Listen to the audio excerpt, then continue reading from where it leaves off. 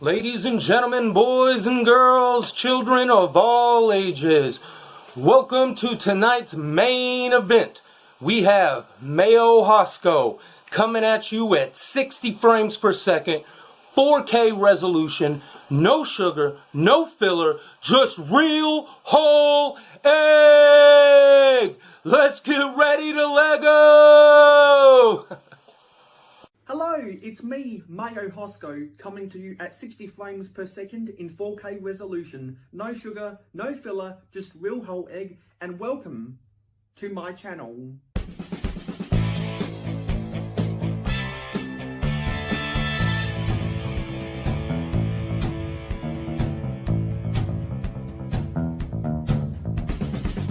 Mayo Hosko, it's your boy, JP. Real whole egg. Everybody say real whole egg. Real whole egg. Real whole egg. Real whole egg. There we go. Capture that, Mayo. That's for you. That's for you.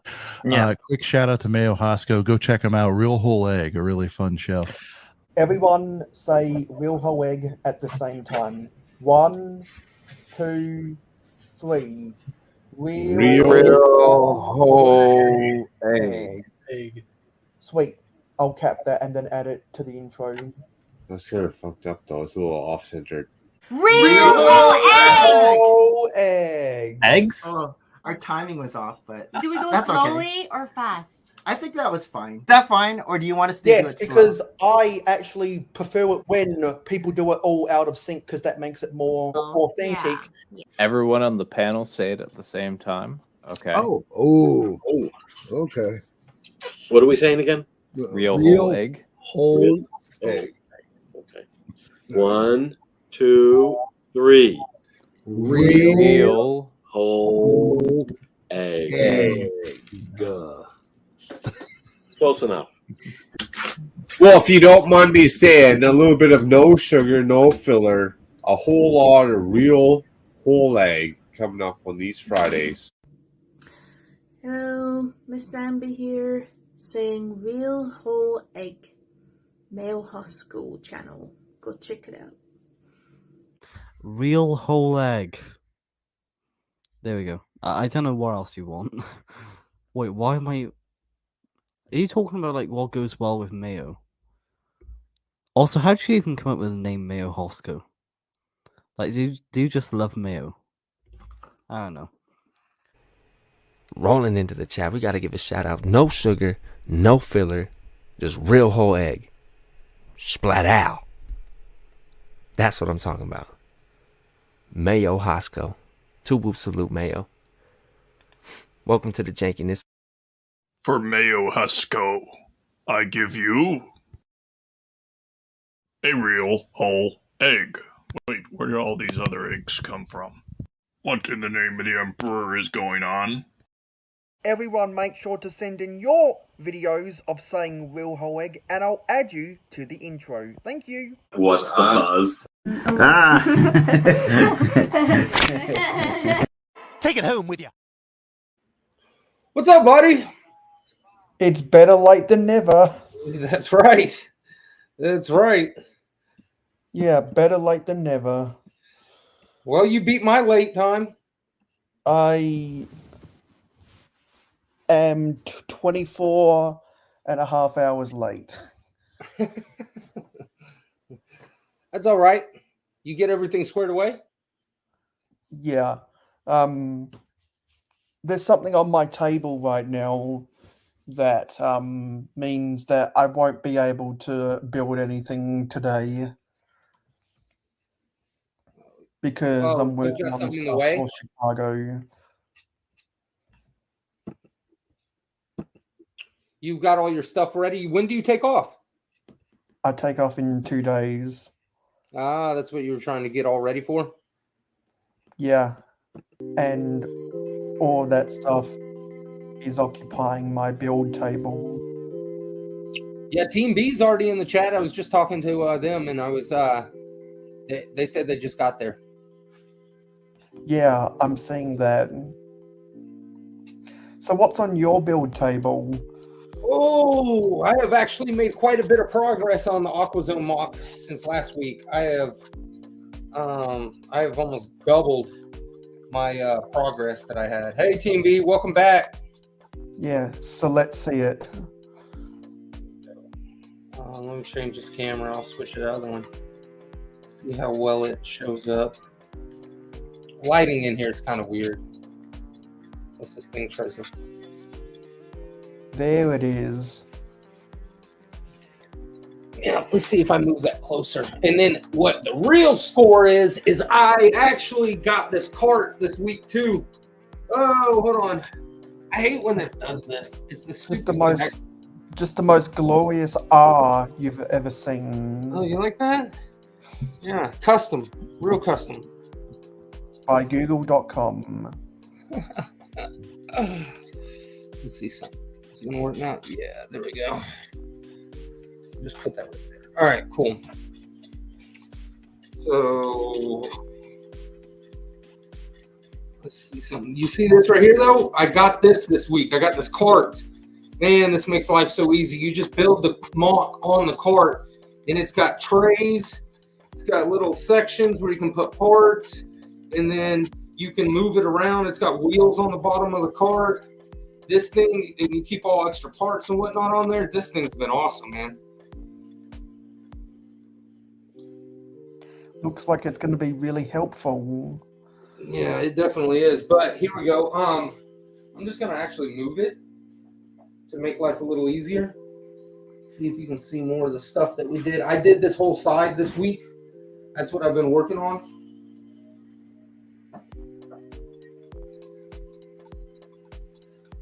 And so, pretty much, I added the shark with the fish, and then it's just pinned in, just like all the other stuff is. It's just pinned into the brickwork there, so that way I can move it wherever I want.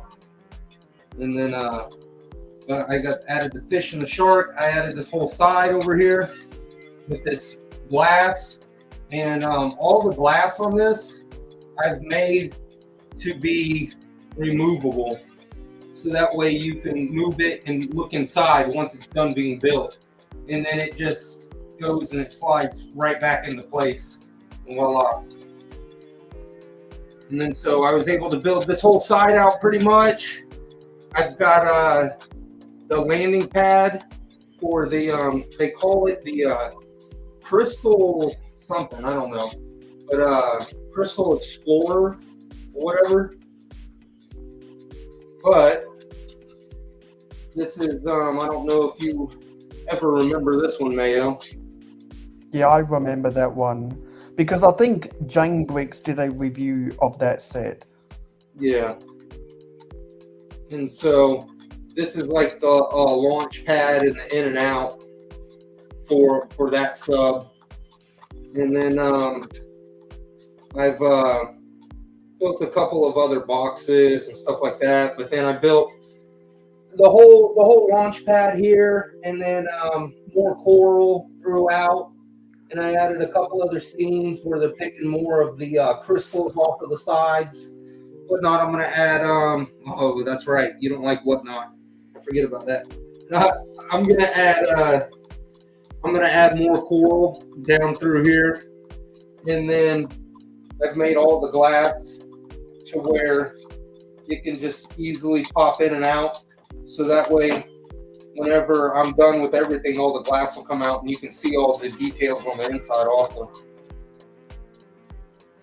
Well, that's a significant amount of more progress since 8 days ago. Hello, Jason's Bricks and 5.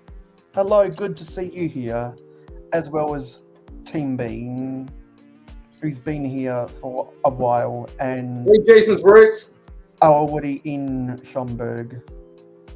So we got to do this little thing for Lego Team Bean, if I can find it.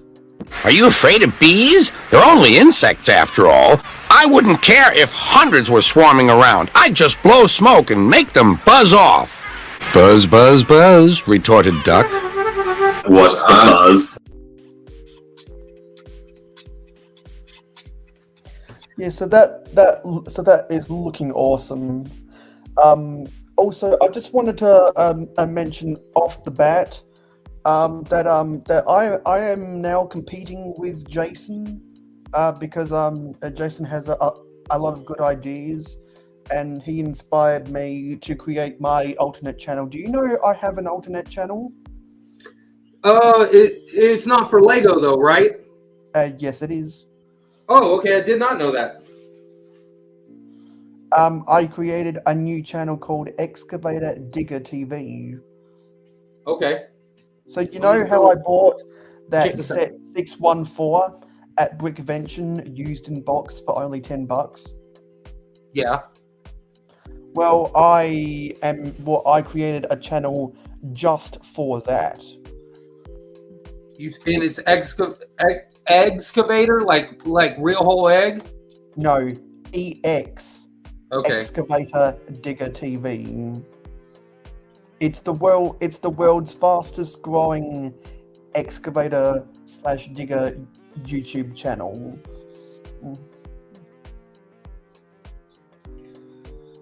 I made a community post about it on my birthday, and it was featured on the last episode of the AFL podcast. Is it did you let me see, I'm trying to find it. Let me see. I found it. I found you. Yeah. All right, I just subscribed to you. Well, you should be my 15th subscriber now. Yep. Yeah. Excavator Digger TV. So for those who don't know, Briggsar has a big fascination with set 612, the tipper truck. And Jason created Briggsar created a sub channel called Tipper Truck TV. Then Jason created a channel called Tiny Tipper TV.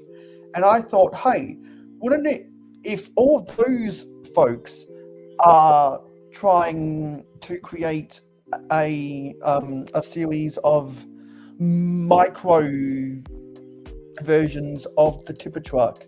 Yes, Jason, I'm using the European numbers, not the American numbers. You should have. If they're trying to create micro versions of the tipper truck, what's stopping me from trying to create the micro versions of the excavator/digger? And so I thought, well, not only challenge accepted, but why not also create a whole channel to not only compete with Tiny Tipper TV, but also compete with Tipper Truck TV.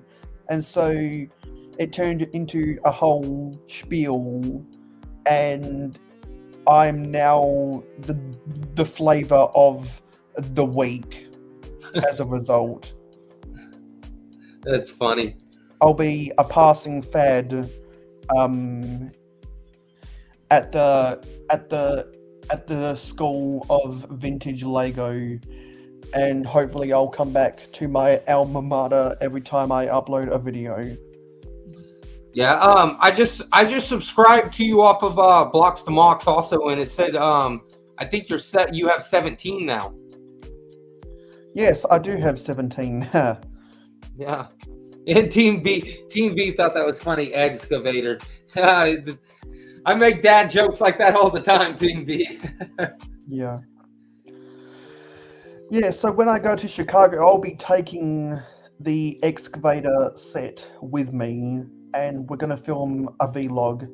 And I think I'm gonna do what Briggsar does. Everywhere he goes, build the set again.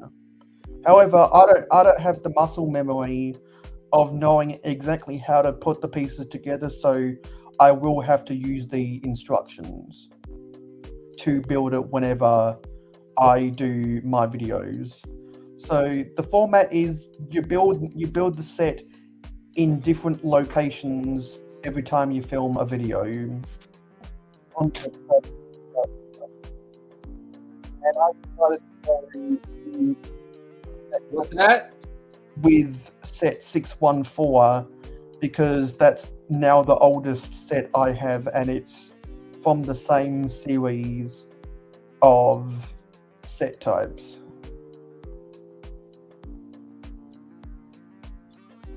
So what I'll do is I'll go find the channel here on the YouTube, and I'll share a screenshot of it. There you go. So let me go and get it. Share screen, Excavator Digger TV. There it is.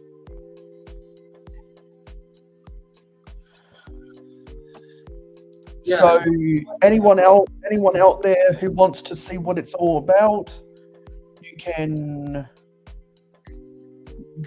type this into your YouTube browser, and you can come and subscribe. And I'll have another video out after Brick World Chicago. Very nice. So I just wanted to talk about that before we get into talking about what we want to talk about regarding aquazone. Hello, Hoarder66. Together we will rule Coruscant. But I need to get to the comments. So let's go to the comments. What's up, Will? Yeah, so we know. I should ask, how's your week gone? Man, I had a great week. Do you hear an echo on your end? Only slightly, but it's not too annoying. Yeah, I was gonna say, well, I was gonna fix it, but I think it went away. Yeah, no, I had a pretty good week. It was my birthday on Monday. Oh, nice! Happy belated birthday! Thank you, my friend. And then this weekend, I've been hustling up this week, so I got all my work knocked out. So that way, tomorrow, I'm going to that.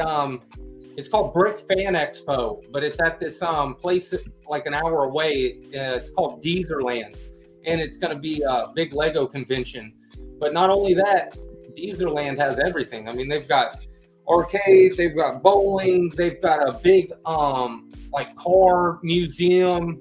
They've got like the world's longest limousine there. The thing's like 120 feet long. They got all sorts of cool stuff out there. So I'm going there tomorrow morning.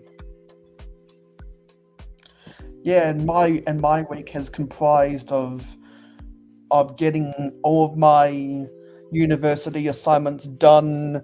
I need to write another 600 words after this stream in the next 12 hours. And just getting ready for Brick World Chicago. Yeah, no, that's what's going to be nice, because I'm sure this Lego show is going to be cool, but it's not going to be anything like Brick World Chicago. I think you're in for quite a show this year. Hey, give me 1 second. I'm just gonna holler for my girlfriend right quick. Give me 1 second. I'm just gonna mute myself. But go ahead. And we're going to read the comments. Guys, I should really make a reading your comments video. Great job. This is the best thing I've ever seen since yesterday. Good. What high praise, man. What a great comment. Too much cliffhanger, not enough story, craves more story, am very sad. Am very sad, dude. So he was scarped. I've been scarped before, it's not fun. Okay, so let's read these comments, shall we? This is all of the comments that have been commented throughout the week. So once again, if you want us to read your comments on stream, just leave a comment throughout the week and we will respond to it on all of our live streams. So on the second to last video we got 2 more comments and we'll respond to them. It's on my video about Lego KFC. So at Mandy Ward 5372 said, here's an idea. If you're storing certain pieces in the Pringles cans, you can print pictures of them on there and stick them on. I'm going to give that a heart. and saying, eventually, I might do something like that for pieces I know that won't be moving space. Space, the final frontier. By the way, sorry to talk over you. I thought I was muted. My bad, buddy. And also, Mark said, the boxes aren't sturdy, but these buckets are, cracking me up, lol. I'm going to give that a heart and say, I'm always exploring my storage options, particularly if it's free. And the rest of these comments were for my last video, which is called Lego City and Room Tour June 2024. So JDP Builds said, very nice, bud. I'm going to give that a like. And Nate Mr. Blue said, the Lego City looks really good. Mayo, have a great week. What Lego City? Lol. I wish it was built. And then Hoarder66 said, Weed City update in May, huh? That's getting a heart. And say, yes, I'm a time traveler, like the time cruises.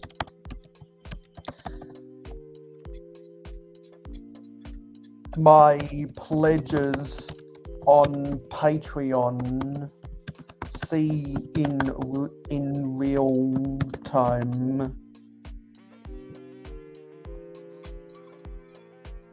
And Papa's Bricks said, it looks like you're doing to have fun. I think he's meant to say going. That's gonna get a heart and say,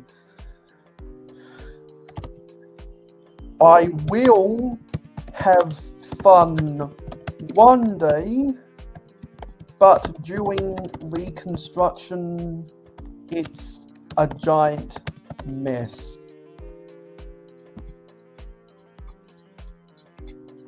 And then co-host said, after watching your tour, I feel like I have no excuses on why I can't make one. Looks like I will have to make one now. Dang it, Mayo, lol. Great tour, buddy. And I'm going to say, you are in desperate need of filming another update. 2 updates in 12 months. What are you talking about, man? What are you talking about? I'm on top of it, man. I'm totally on top of it. Yeah, exactly. Quismic Bricker 1765 said, place empty boxes on a small pallet. The #1 tragedy in a Lego room is water damage in the basement or garage. Looking great, brother. Can't wait to see the track hit the table. That's getting a heart. And I'm going to say, the only country in the world that doesn't get water damage is Australia. What is water? Lol.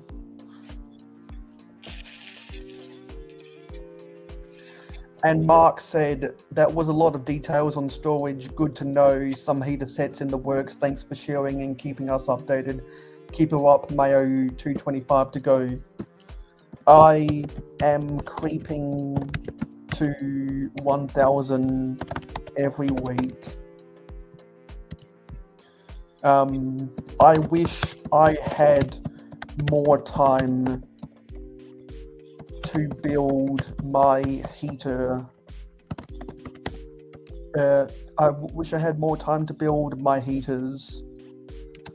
Storing my collection after moving has been, has been a nightmare. And that should be all of the comments. Oh, sorry, there's also one on my community post. Kundra said, I'm hoping to get a shy sig fig. That'll get it hard and say, perhaps one day you can trade with him. And that should be all of the comments. Isn't Contra by you? Huh? No, he's in a different city. But he's in Australia. Yeah. Yeah. Yeah, so that was the comments. And speaking of comments, what's everyone doing in the chat? Oh, me and Team B were talking about dogs. Yeah. And other people were saying stuff.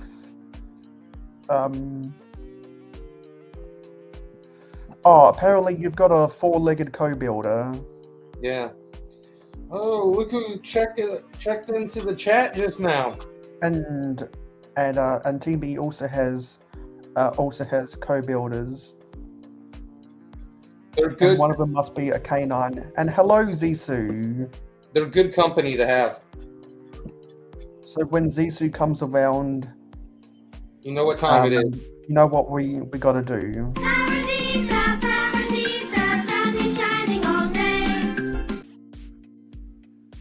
How's things, Zissou? So those were the comments. Hope all is well. So anyway, yeah, we didn't go live on Friday because I had family commitments. And speaking of scheduling, I'm glad you mentioned that, Zissou, because when I get back from Chicago, for the streams for the rest of June, I'm gonna do on my channel.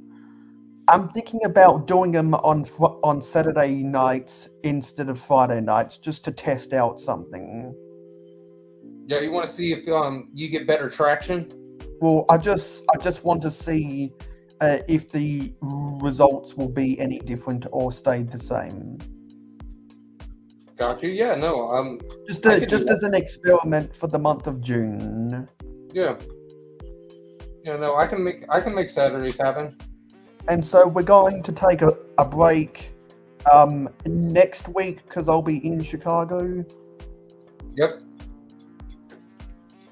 So you will not be around to do live streams. Well, plus I don't know what the reception is like there, but from what I understand, in that convention center, the reception is trash. Yeah, it's very difficult to do streams. Yeah, and so, but that's why you bring the camera along and you make all your content. Yeah, and that's also why you bring a laptop along so that you can edit while you're on vacay. Exactly. Yeah, and also I still got to edit together my truth about Brickworld Chicago which will be mainly a compilation of all of my vlogs I did from last year because I split them up into like 5 different vlogs. Yeah. Isn't Zissou close to Chicago? Aren't you going, Zissou? Or didn't he say he had work or something? And so all of those vlogs about Brickworld Chicago can be found in my Mayo Lego Convention playlist, or whatever it's called. And so I'm gonna be uploading the truth about Brickworld Chicago while I'm in Chicago. That'll be awesome. Give a real perspective, because I know you won't hold anything back. If it needs to be criticized, you'll criticize it. Yeah, because I'm going to be talking about last year's experience, and then when I do another vlog about Brickworld Chicago this year, I'm going to give updated information to see if anything has changed from last year. Thank you, Zizu. I appreciate you. Yeah, so expect to see stuff about that. And expect to see a vlog, episode 2 of Excavator Digger TV. And also, hopefully, I can exchange some sig figs with more people at Chicago.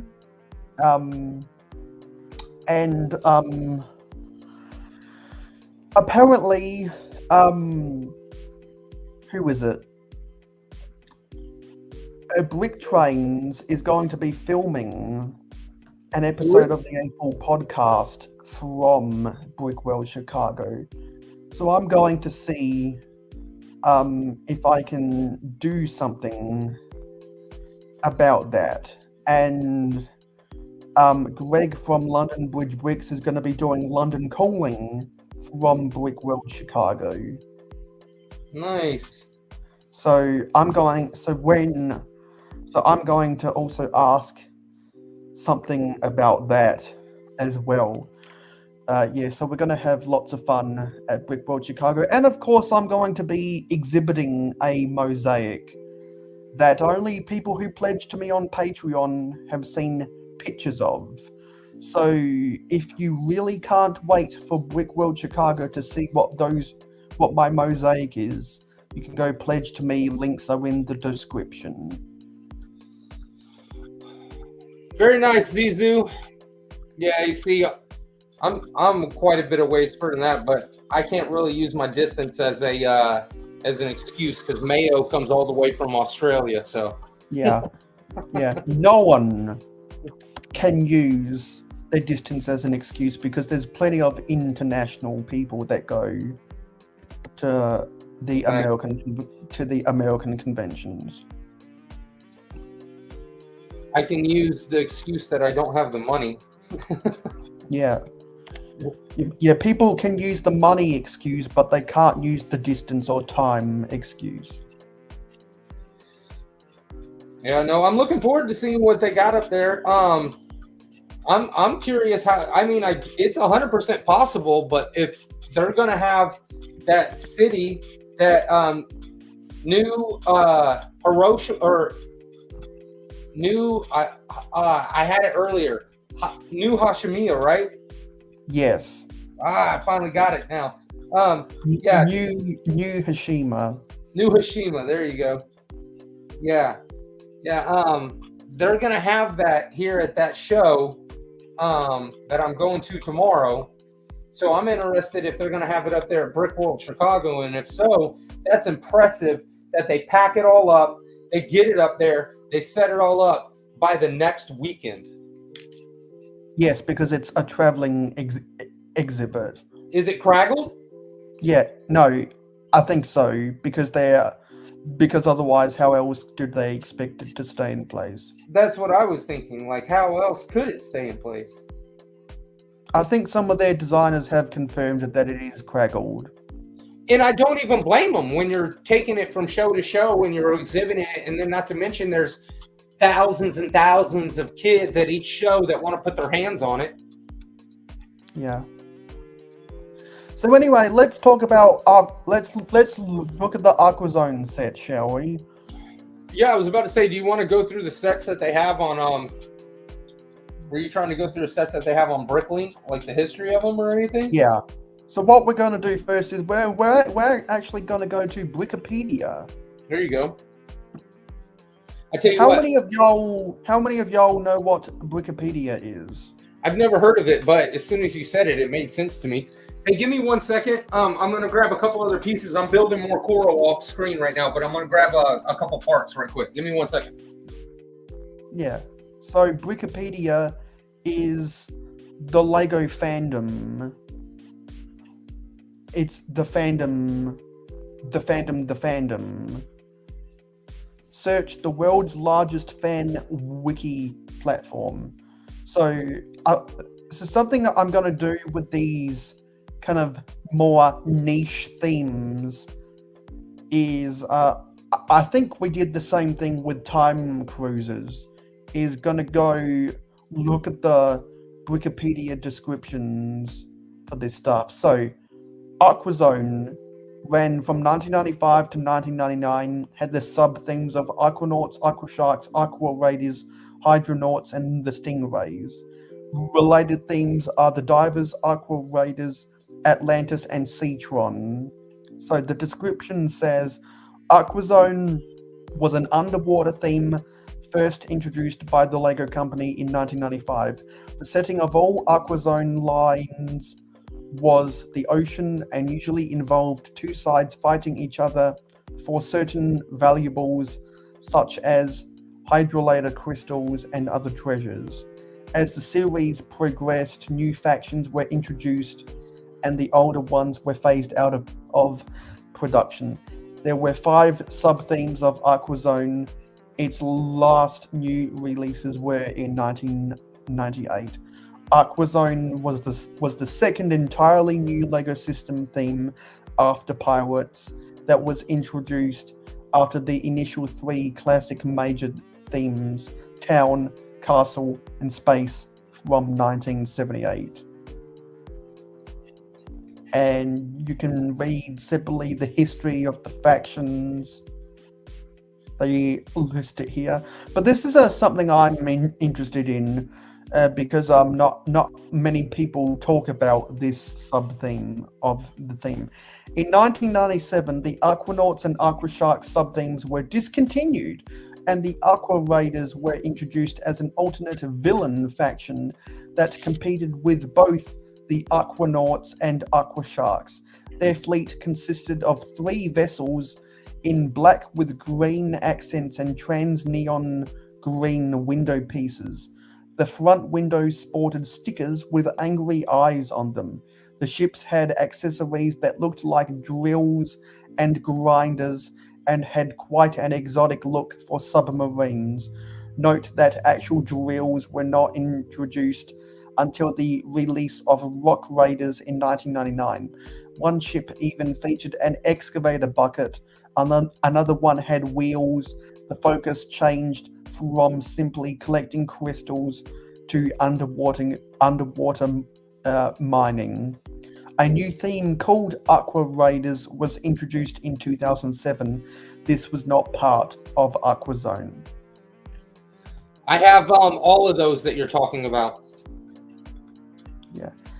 And they mentioned the new pieces, which includes the crystals, the silver knife and short harpoon, the minifigure, flippers, propellers, Hydronaut helmet. These parts first appeared in the Hydronaut sets and reappeared only in the 1999 Town Spaceport theme, and the octopus. Exclusive pieces, Aquazone underwater visors. These pieces were only used in Aquazone sets. Other underwater themes used diving masks with snorkels. Aquanaut helmet. This element was never used outside the Aquanaut subtheme. Aquashark helmet. This element was only used in the Aquashark and Aqua Raiders subthemes. The Stingray helmet and minifigure head. These parts were never used outside the Stingray subtheme. And the suction guns. These parts were never used outside the Hydronaut subtheme. Got you. I wonder what suction pump it's talking about. I wonder if it's talking about that one, like, I know which one it's got a really odd, like, chrome piece that goes over the front of it, too. Yeah, there's no hyperlink to the individual pieces. I think LEGO has too many pieces for there to be hyperlinks for stuff like that. Yeah. Compared to other things in other fandoms where there's not as much content. And that's interesting. I didn't know that Aquazone had a drinking mug. Supposedly, there is a tape that goes with Aquazone, like a cassette tape that has all the lore about aquazone as well. It's in German. So it looks like it's a mug that looks like water with some of the sets. It says Aquashark's drinking mug is one of 2 Aquashark's merchandise, the other being a minifigure bath toy. It displays a picture of the Aquasharks on their duty, released in 1995. Yeah. Yeah. So now let's go to Brickset for their set listings. Yeah, let's go to Brickset.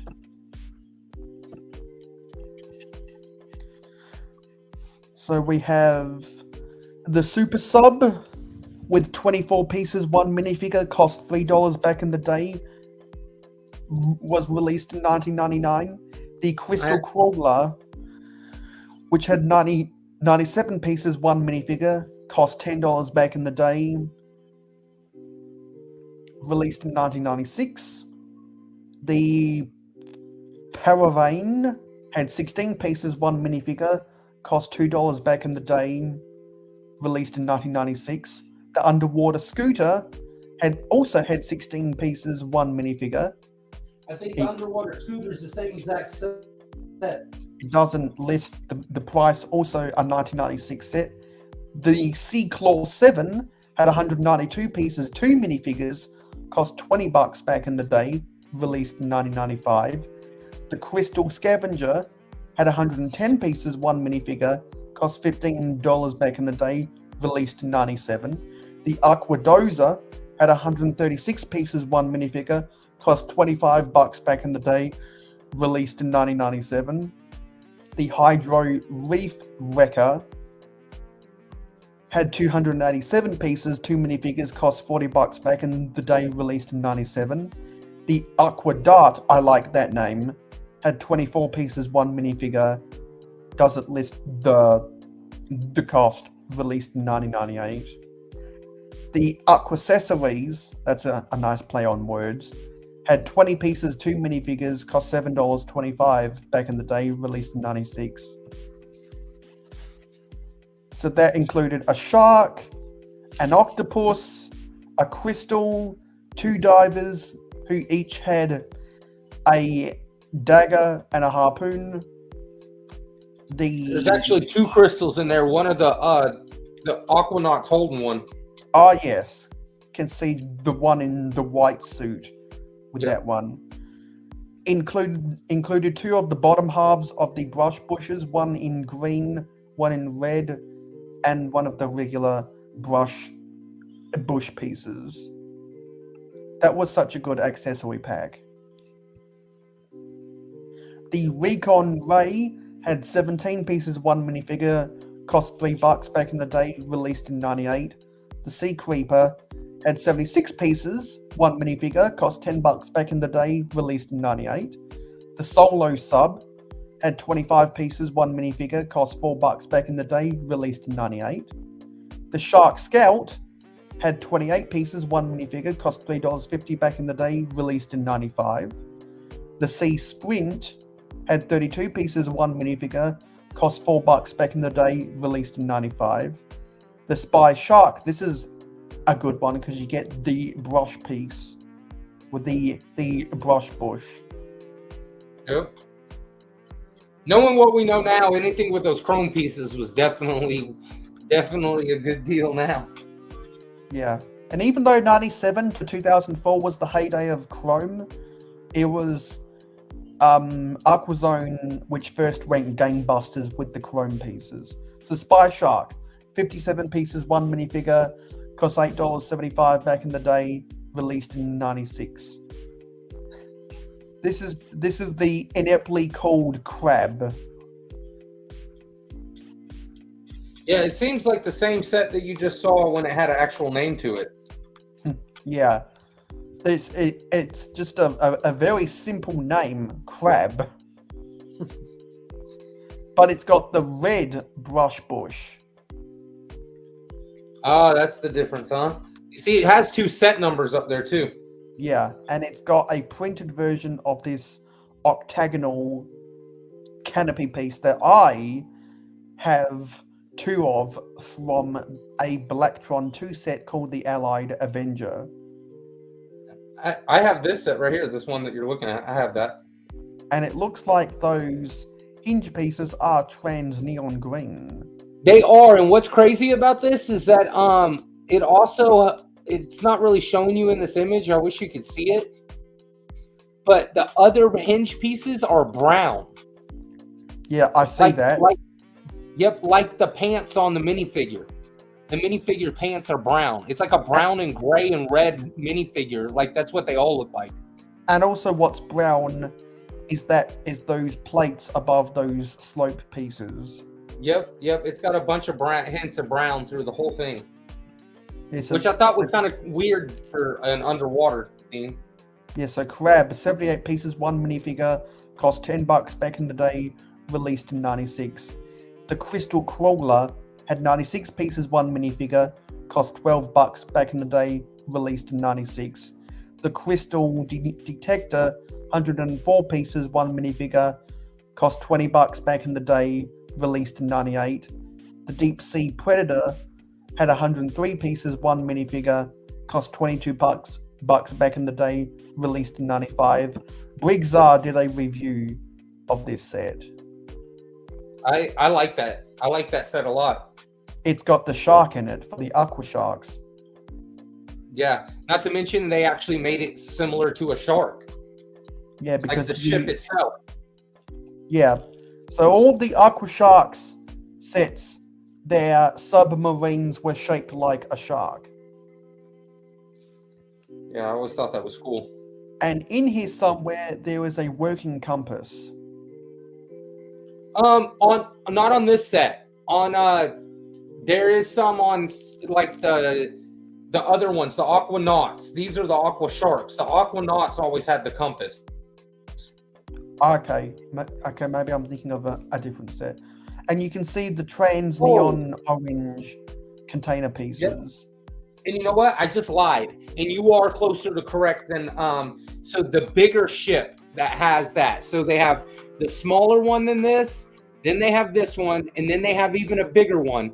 They all have the same shark screen, but the bigger one has a compass on its tail. Oh, is that the one that has the underwater version of the crater base plate? Yes. Yeah. And so what you notice is that these are all printed versions of the trans neon orange canopy from the Deep Freeze Defender in the Ice Planet sets. Yep. Yeah, so but this has had 103. Yeah, that's just such a good one. The Crystal Detector, 104 pieces, 1 minifigure, doesn't list off the set, released in 98. I want to look at this one. That's the one that I said has a really weird piece. It's that piece at the end of the hose. You see how he's got it connected to the bucket there? Yeah, that looks like a stack of studs. But it's not. It's an actual piece, and then that black piece that goes on the end is like its own little special piece, and it's made out of rubber. I think it's supposed to actually suction on there. Yeah. And so you see those same trans neon green pieces, but they're dark green with a slightly different printing. Yep. And also you see the pneumatic hose in the light grey, and also the container piece is in a trans neon green. It's not neon. It's just a trans dark green. No, sorry, a trans dark green. Then Sea Scorpion, 301 pieces, 3 minifigures, cost $35 back in the day, released in 98. That's an awesome set. The Crystal. Yep. The Crystal Explorer sub, 167 pieces, 2 minifigures, cost $33 back in the day, released in 95. The Hydro. That's the one that I was showing you earlier. Yeah. Yeah. And then you were about to get to that. Oh, there's the compass. Yep. And that Aqua Shark set with the compass is coming up here in just a second too. The Hydro Search sub, 297 pieces, 4 minifigures, cost $50 back in the day, released in 98. The Shark's Crystal Cave had 258 pieces, 2 minifigures, cost $50 back in the day, released in 96. And there's my Compass Boy. Yep, and it's on that shark one. That was the biggest one they did for the sharks. That was Aqua Shark's biggest set right there. And you can tell because it's the ship that has the biggest tail. Yep, and it has a base plate, and it has, I'll be honest with you, the most chintzy build I've ever seen in my life. But that is what they gave the Aqua Sharks for, like, their biggest set. Somebody I saw, I can't remember who it was. It may have been RR Slugger I saw, but said that there was actually supposed to be another run of it, and they were supposed to actually do an Aqua Sharks base, but they never did it. So by Hey, chintzy, are you talking about what's on the base plate? Yes, very much so. It is a very skeletonized, very a lot of imagination is required to think that that's any kind of base at all. Well, because it's just supposed to be a cage for the shark. Yeah, it's really a landing pad for that ship. Yeah. Yeah, I've got it. I've got 3 of them. But like I said, the build itself, beside, like, not the ship. The ship is amazing. But the base plate build is very lacking. They only used a few parts down there. The only set more chintzier than this was the headquarters of the Unitron from space 1 year prior. Check out the Space Xenon Station. Okay. The Space Xenon Station is the most garbage vintage space base I've ever seen. This was a good one, however. Now, the absolute best set of the entire theme, Neptune Discovery Lab. 508 pieces, 4 minifigures, cost $89 back in the day, released in 95. If you can get it for $89 nowadays, I'd highly suggest you pick it up. Yeah. Which will probably be in used condition, out of the box.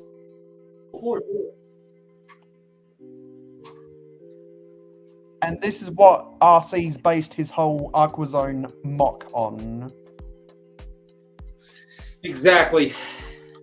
So do you want to remind us what this month's Aquazone hashtag is all about? Yeah. So it's hashtag AquaJune, at least according to Instagram. So anything on there that's Aquazone related, or if you have your own Aquazone builds, go on there and post them, and do hashtag AquaJune, and you will find a bunch of other people that have a bunch of Aquazone builds as well. And so, I would say if you like Aquazone and you have Instagram, search the hashtag AquaJune, and you'll come up with a couple different people on there that are doing the same, or if not similar, or their own version of what I got going on. Yeah, so hello Eric and Shane. So let's What's go up, back. Contra? So let's go back here. The Stingray Stormer, 408 pieces, 4 minifigures, cost $70 back in the day, released in 98. And last of all, the Hydro Crystallization Station had 482 pieces, 5 minifigures, cost $90 back in the day, released in 98. Now I want to go over some of the more interesting ones in more detail. So as I'm scrolling, let me know if you have any big thoughts about any of these. I'll let you do your thoughts first. So all of these are great sets, and they're really, I have pretty much every single one of them, except for some of the dark green ones and some of the Aqua Raiders ones where they had the Aqua Raiders. I think that came out in like maybe it was even like, I think it was the 07 sets you were talking about, where they fought like the sharks and the squid and the crab. And, You're right. These are the same things. Yeah. So this is oh yeah, these two right here, 1806 and 1749. In fact, I have that set on this mock. It's actually one of the ships that's hanging off the side. I wonder what it was. One of these has a warning label on it. Oh, it does. I wonder that's how you distinguish the boxes. I wonder if the warning label was like choking hazard. Well, it literally says warning choking hazard on the label. Oh, on my laptop, I can't see that small. Not for children under 3 years. Certain countries will require different warning labels that other countries won't. But I wonder why. I just don't know why this set in particular. I wonder.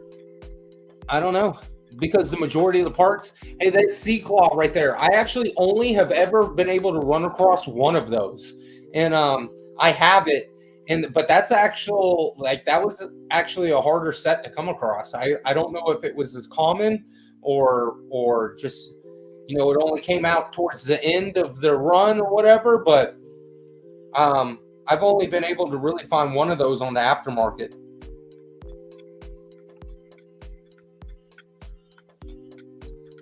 Gonna keep on scrolling. Yeah, that one right there, I have that. I like that because of the trans neon, but I'm not a big fan of the green, but it's okay. I still have them. I still like them. And Contra says, I have a deep sea underwater area under my city. I used the underwater avatar parts and got some of the deep sea builds added. I need to try adding more to finish it off. You should make a video about that. Yeah, indeed. And yeah, the coral is one of the things. When you're making the coral, you got to have very vibrant colors. So it's hard to find a lot of Lego pieces in the colors that you need. Aquadozer is cool. That's what they were talking about in the beginning when on that summary. I always like the dome piece. I always like the trans neon, that glow under the light. I've always liked those colors. That would have been one of the bigger.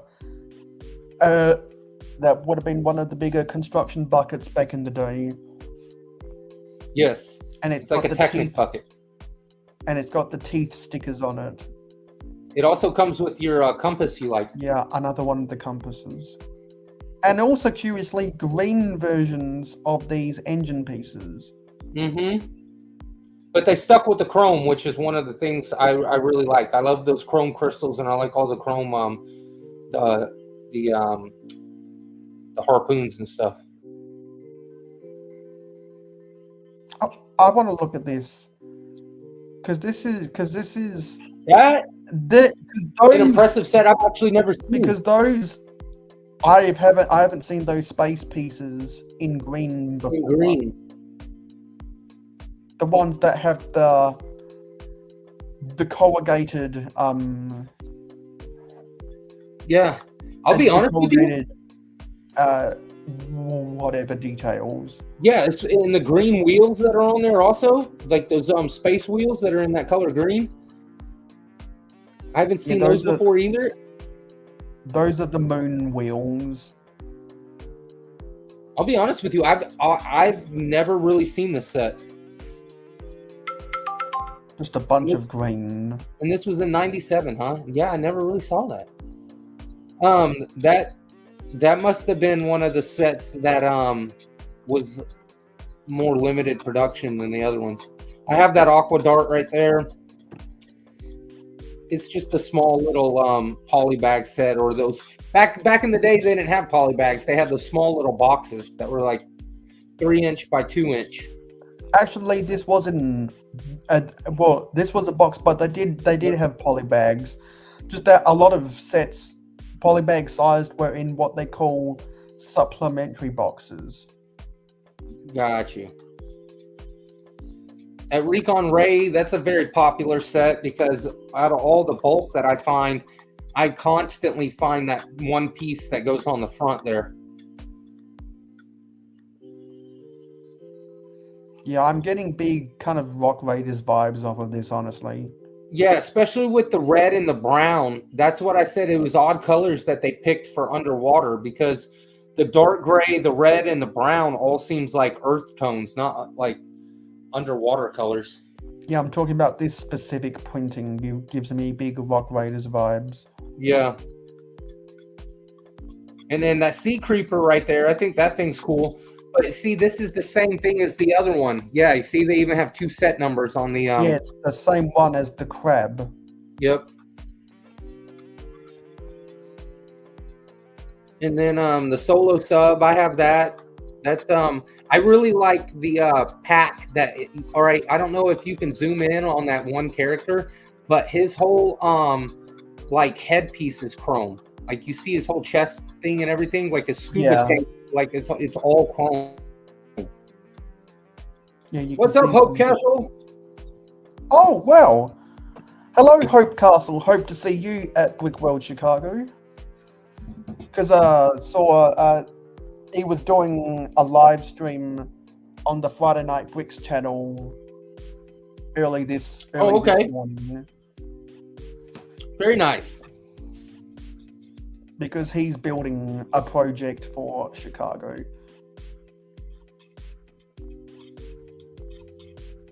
So that's the Shark Scout. That's the equivalent of, you know, just the small little ship that they had, the same as the Aquanauts. But once again,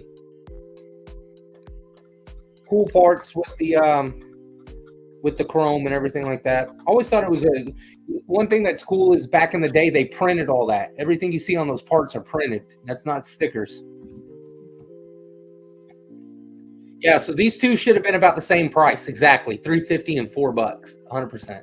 And I've got a bunch of those. I've probably got 10 of those. They really like to use this octagonal canopy, didn't they? Yeah, I'll be honest with you. Those octangular pieces that are on the sides right there and stuff, I really wish they would have kept that around for more themes and more sets, because that's an awesome part to build with. Especially like anything with a column, they should have offered that in more colors. And they didn't really include them in many other themes. I know. I don't know why. That one's a cool set. That's when you kind of bump it up a notch on the Aqua Shark side. But once again, all those octangular pieces they used in, they should have made those with so many more sets. And we've already seen this one. This is just a renaming. So I'm surprised that set right there that you're looking at, Crystal Crawler, that actually came in a specialty pack one time with its own base plate that was like a blue, like almost like a crazy looking base plate. It had no studs on it. It just looked like a bunch of blue crystals everywhere. I'm surprised they don't show that. And I think Jane did a review of this back in the day. Oh, you see, that's why it's got 2 set numbers. If you look up the other set number, it's going to show you the one. Yeah, I find it curious how so many of these underwater ships have wheels. Yeah, well, I guess getting around the ocean floor, but at the same time, you're in the water. Just have a submarine. Yeah. Yeah. And we already looked at the crystal detector and the deep sea predator.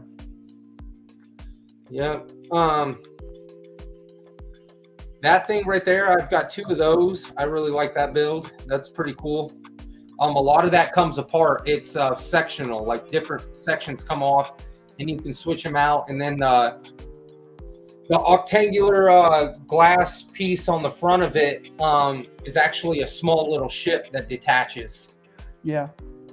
And the way that this is set up, where you got the small pod in the middle and the two bits off to the side, it reminds me of, I think it's the Renegade set from Belectron 1 in 87. It's a similar shape. Well, it's colors are definitely. You said it's Blacktron what 2? 1. It's a similar one. shaping. I think it's Gotcha. called the Renegade. All right, I'll look it up. Yeah. That one right there, the Explorer sub, that thing's pretty cool. Like I said, I've got quite a few of those too. It's cool how everything opens up on it. Yeah. And it's got that trans blue that is all through it as well. And that's a nice printing for the hinged door right there. Yeah, and then this one was the one when you step up into this one, you started getting the compasses. Yeah.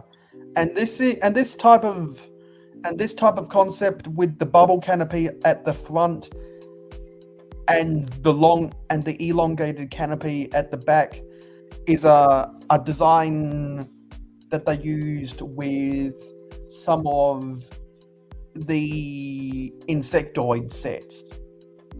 Oh, okay. It makes sense. It's almost like a teardrop shape. The Hydro Search sub, I do not have that. I've seen plenty of them at the stores, but they just kind of want too much for them. And I never had it as a kid or anything, so I don't really have any personal attachment to it. But it's a cool set. I mean, it's definitely got some size to it. That's a pretty good size sub. And I have one of these green canopies. Yeah. That I bought off of Bricklink. And that's a bigger octagonal canopy piece at the back. Yeah, no, that is a really big one. Compared to the smaller one at the front. Yeah. Those didn't they use that green color right there in a space theme as well?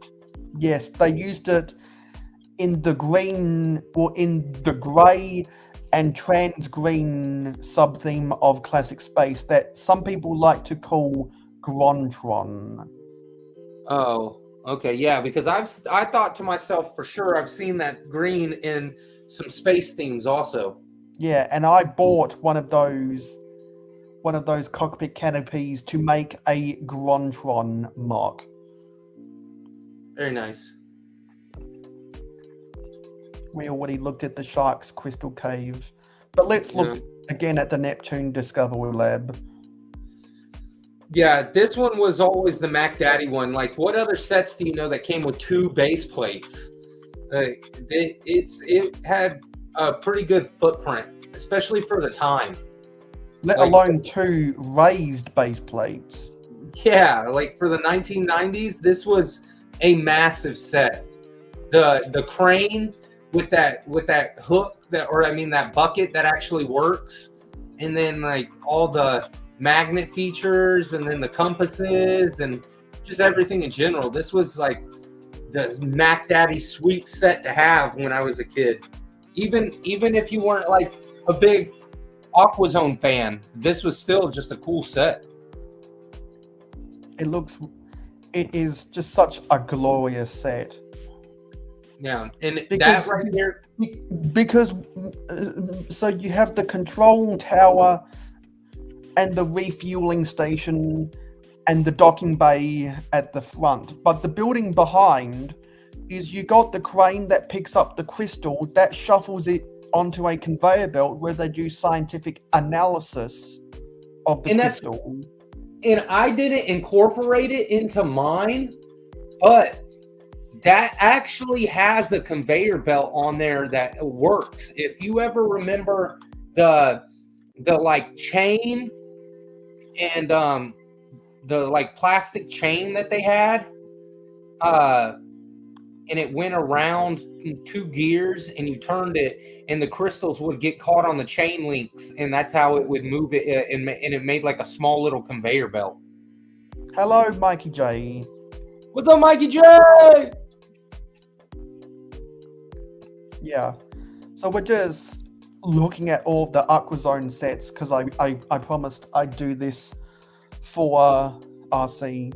Yeah. So and then when the crystals come off the conveyor belt, they get rolled off into a deposit area. Yep. Which is behind that glass. Contra, this one came out in 1995. And yeah, and it had all sorts of hatches and stuff on it. I mean, believe it or not, it's actually a pretty cool set, especially considering the limited amount of parts. But the parts that it did have are very large parts, so it makes a pretty good sized build. Which is why it's a 508-piece set that sold for $90 back in the day. Now this one right here, I do not have this, but I have seen it, and just compare that ship to the shark and the stingray. It is huge. That is a very big submarine right there. It's got a 2-point articulated tail back there. Yeah, that's how all these on this. So this was a sub theme of Aquazone called the Stingrays, and so that's why the first one that I showed you was actually called a Stingray. That's the one that you said was built similar to that spaceship that you called the Renegade or whatever. That one had an articulating tail on it also. And it's got 1, 2, 3, 4, 5 versions of that, 5 duplicates of that printed 2x3 slope with the shark's gills. Yep. It comes with a stingray, comes with a shark, comes with multiple crystals, couple of figs, octopus.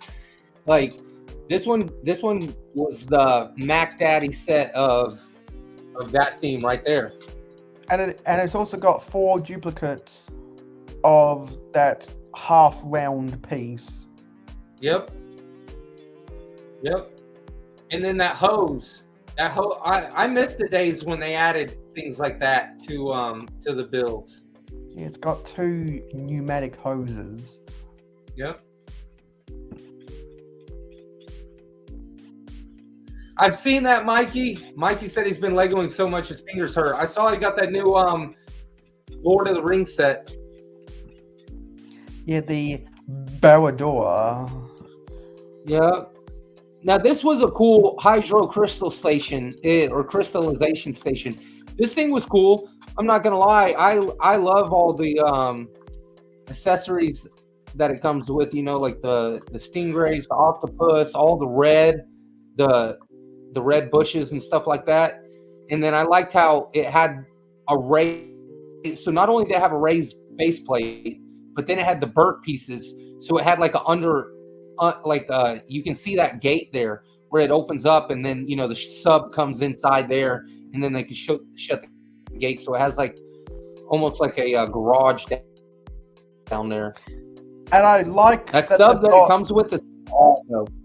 Yeah, it's got those 2 big ugly rock pieces out in front with the red brush bushes on top.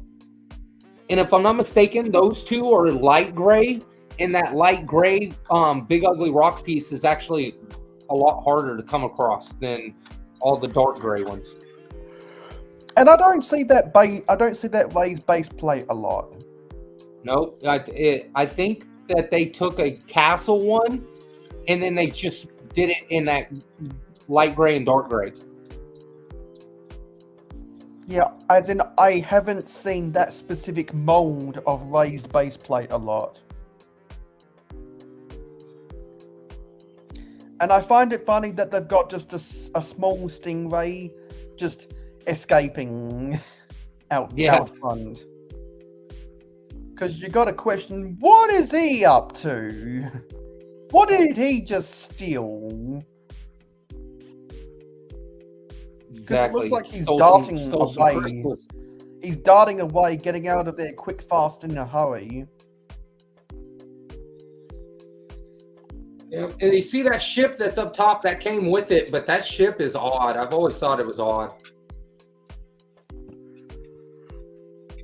And that was all of the aquazone sets. But if we go back to Wikipedia, I was getting ready to say, if you want to look up what the real aquazone fans really wanted, and I'm not working on it currently, but it is in my list of projects, but you should look up Seatron.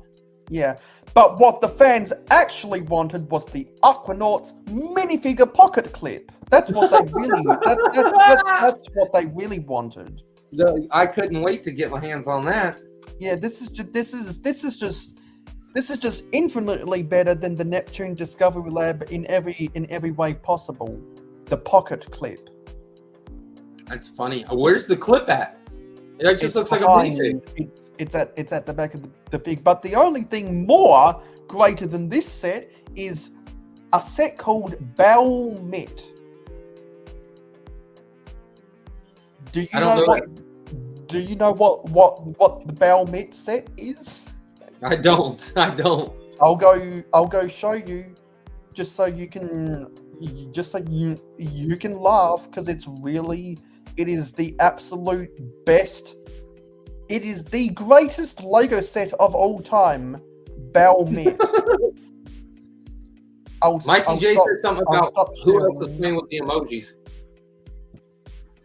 I'll stop sharing and I'll show you it. It's Balmet. Right.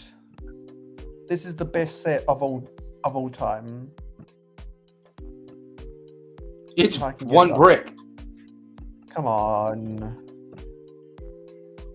Balmet. Is that how you say red brick in a different language? I think so. Balmet. Your 2x4 brick collection would not be complete without Balmet, released in 1998. No, sorry, released in 1999, one piece. The current value is $23 US.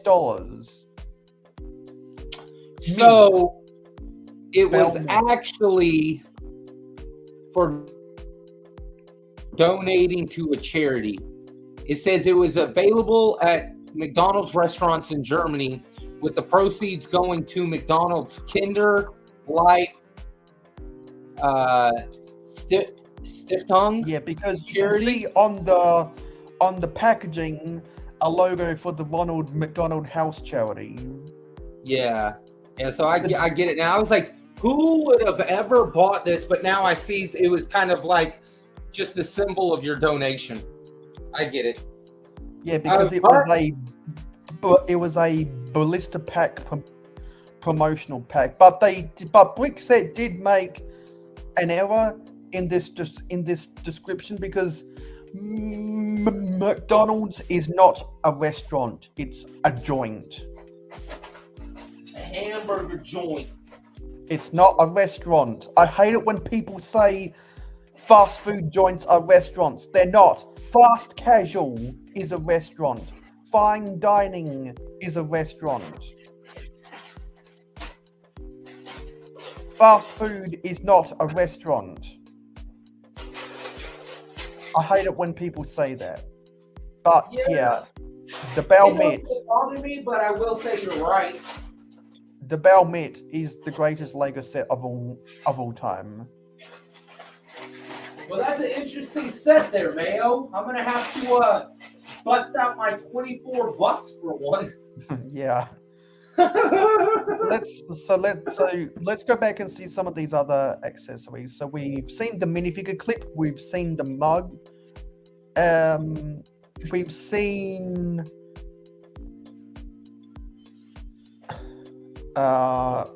the aqua accessories, but there's also set 5160 aquazone accessories had 21 pieces for $3 back in 95. Let's see this stuff. See what that had to offer. So that had some printed 2x2 slopes. What slopes? I'm looking for them. Oh, those are for the controls on the inside.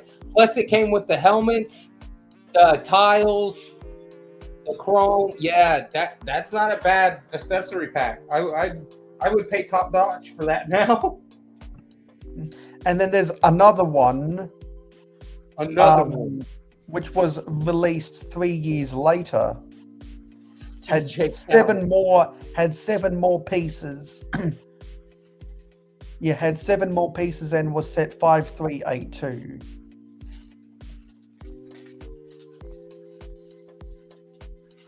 And that one was gonna be, oh yeah, you see, that one was for the one that, if you look, they have that gun with that black rubber suction cup on the end of it. Yeah, that must have been the exclusive suction cup piece they were talking about. That's the one that I told you. It's only in that set. It's only to that thing, and it's a black rubber piece, and it's hard to come across.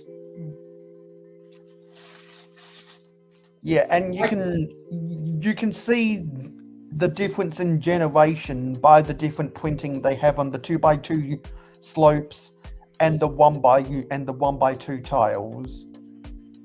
Mikey J says he's got plenty of those bricks for sale. Yeah, so those were that, and yeah, those are the only. So those 2 sets and the accessories are not catalogued on Brickset, but they are on Wikipedia, which is why I love Wikipedia, because you can see information on Wikipedia that you won't see anywhere else besides physical media, like pamphlets and instructions and some of the catalogs, because that's where they source a lot of the information from Wikipedia. Yeah. So, real quick, does Wikipedia have Citron on there? I'm guessing they would. We'll take a sneak peek at Citron. But let's look at some of the comments. Yeah, so Hope is still working on his project for Chicago. Country says, dope, I would love to build that. What year? Yeah. Looks like you're the only one playing with emojis. Country says, 1999, damn, only seems like 10 years ago to me. Lol, the body stopped the calendar. Yeah. Micah says, I have a bunch of used bell mitts. I sell them for $5 per bell mitt. They must be emotional damaged boxes. Exactly.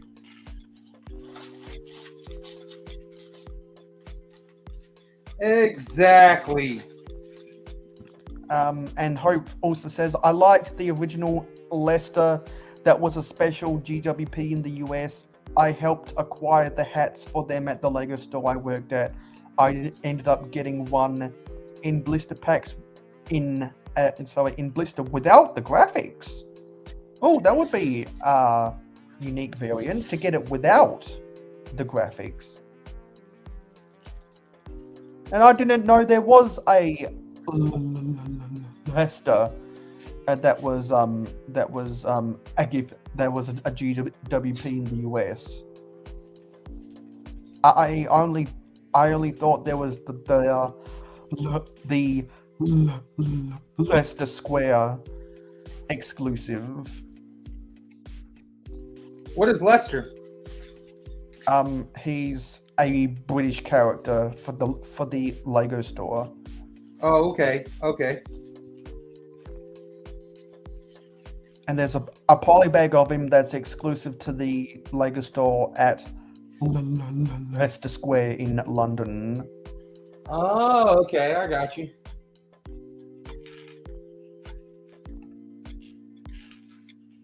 Oh, it predates the polybag. Okay. So that must have been a pre-production run. Nice. Yeah, so those were all, that's everything we wanted to talk about aquazone. But let's look a little bit briefly at Citron, because Citron deserves its own stream.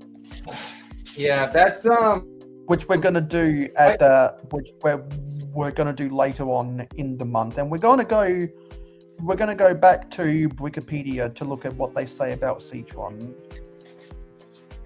It says Citron is an unreleased sub-theme of LEGO Space. The theme would have taken place on an alien planet with underwater astronauts and aliens. Many new monorail parts were made for this theme, but when the monorail from Futuron failed to make enough money, development of Citron stopped. Boo! So this is what the aliens would have looked like. So you can see that they have some reptilian scales. Look at those feet too. Yeah, those feet and the head are complicated molds. They have the notches cut out in them. Oh, do these figs exist? I'm pretty sure they don't, because it says a prototype Citron alien. Got you. And that's what the prototype for the fig would have looked like. This is just a stencil outline. Yeah, that would have been cool. And these are prototypes of the sets. You can see similar concept for the Neptune Discovery Lab with those two raised base plates. Very similar. You see, but this isn't yellow. This was the concept, and then they switched it to yellow, and then they decided not to. And you can see also prototypical builds for the Aqua Sharks. Can you zoom in on that? Theme as well. No, you can't, because it's a Wikipedia. It looks like it has alien sharks. Yes, it does. And you got that green hammerhead that has an alien body. Yeah, that's what I was just looking at. So you can see that a lot of these prototype ideas were carried on into the aquazone theme. But the most important image in Citron ever is this. There it is. The station of what would have been the Citron monorail, but never came to be because the Futuron monorail didn't sell well. That's what I'm going to do my hardest to recreate. I've actually been talking to the guy who's already built it before, and so he's willing to share info and the PDF files so I can get the stickers printed out for that. Mikey's making you a proposition.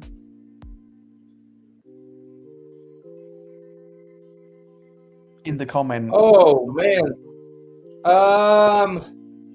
I have the majority of all Aquazone sets, but I would never turn anything down. What do you have? Do you have stuff just laying around that you don't use, or what do you got? What do you got going on? I don't want to take you to the cleaners and take all your Lego that's worth a bunch of money. Contra said he's seen that. He said he's seen a Citron. Yeah, there's been people that have built mocks of these Citron prototypes. And there's actually a comment on this article, says by user Patrick31401. A bummer, it looks so cool. If they were to release it, I would totally play with it, although I think it could use a cooler name like Aquatron or something. Yeah. Yeah, so released was unreleased. Color scheme is unknown. Status is unreleased. Yeah. I guess woulda, coulda, shoulda. Yeah, this is one of the most what could have been LEGO prototypes of all time. Yeah, I think they really messed up not doing this one. Which is why it deserves its own stream later in the month. Indeed. Monorail, its own category altogether. No matter Yeah, we'll have to do what, a separate stream about the monorail. Exactly, because no matter if it's space or if it's city or in this case underwater, everybody knows monorail is its own thing altogether. And since there's only 3 powered monorails, we'll have to throw in the sets that have monorails based on the roller coaster track, like some of the Monkey Kid stuff. We'll have to do that. Yeah.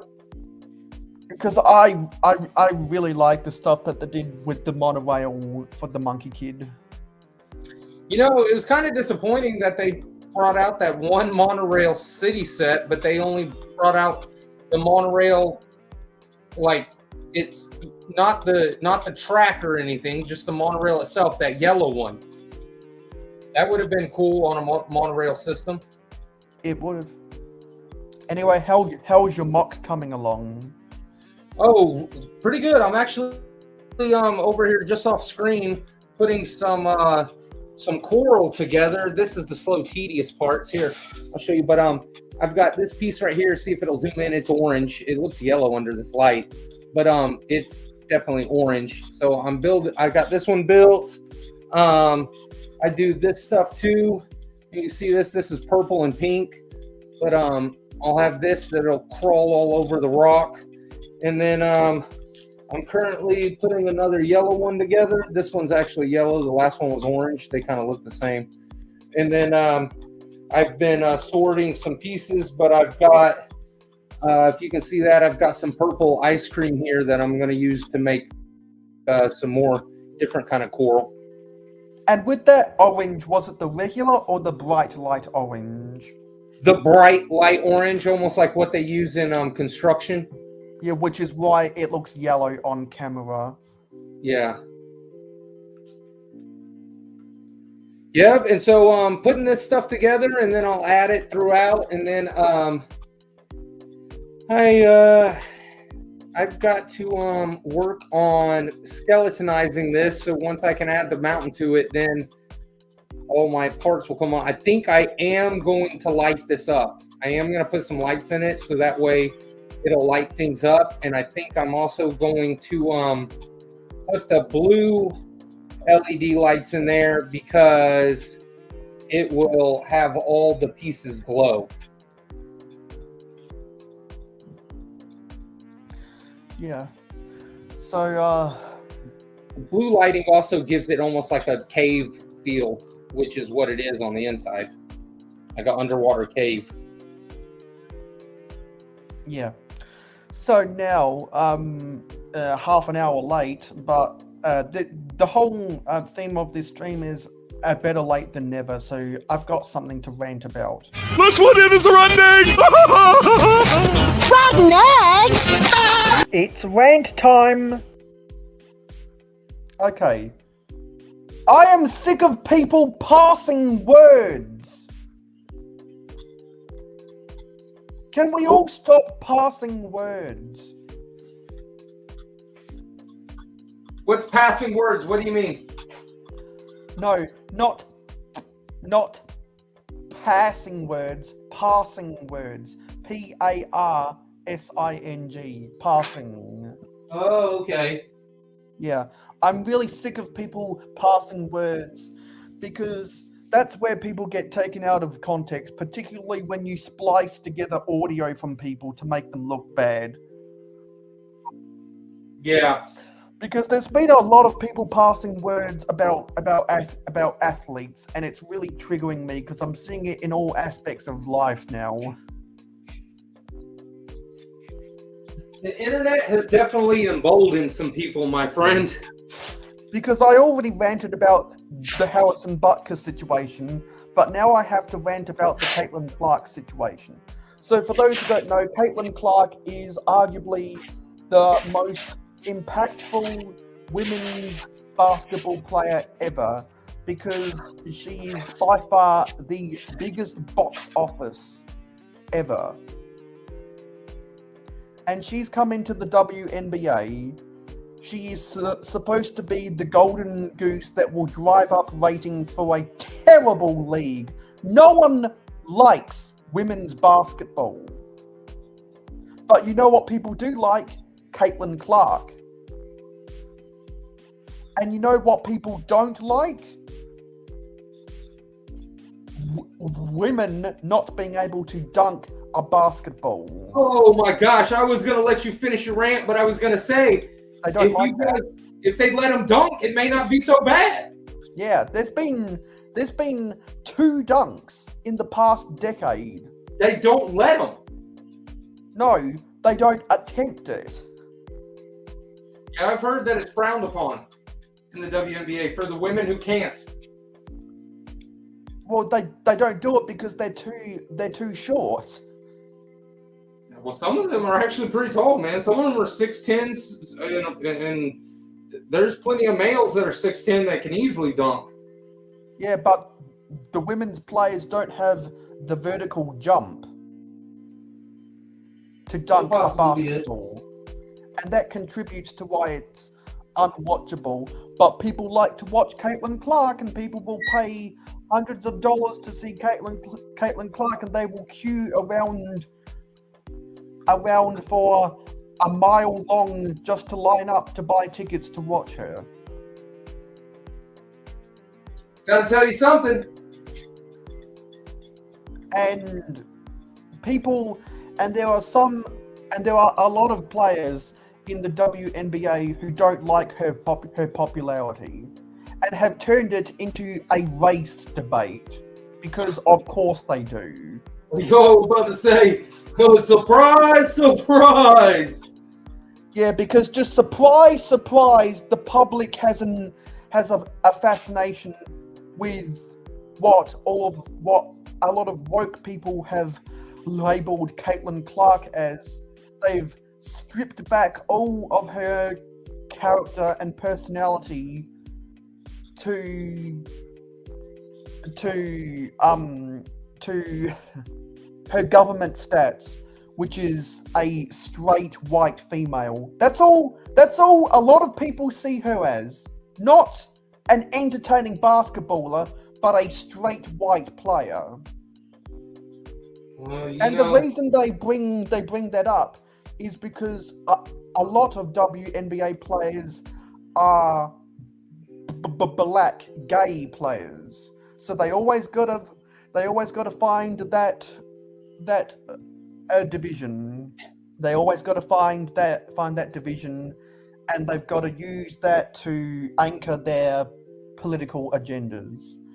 And they want to bring all of this stuff into it, and therefore the WNBA is not making news for the performance of their box office players. It's making news for players intentionally fouling her. I'll be honest with you, if that's what your go-to argument is, you've got lowest common denominator thinking. Because that's the same as other people telling you that you can't do your job, or you can't do this, or you can't do that because of the color of your skin. It's crazy. Because there's been a lot of dynamics with the hoopla of Caitlin Clark. First, it was the money. Then it was her. Then it was her humanity statistics. Then it became her relationship dynamics or chemistry with the other players.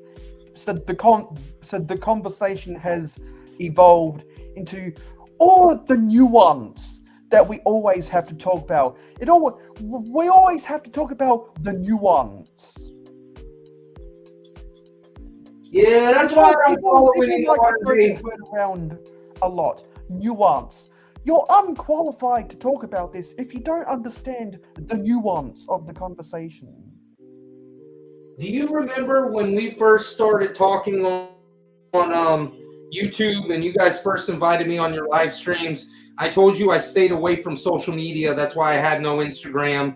That's why I had none. And these particular things and situations are exactly why I don't, is because it's all nonsense with a bunch of people that make absolutely no sense.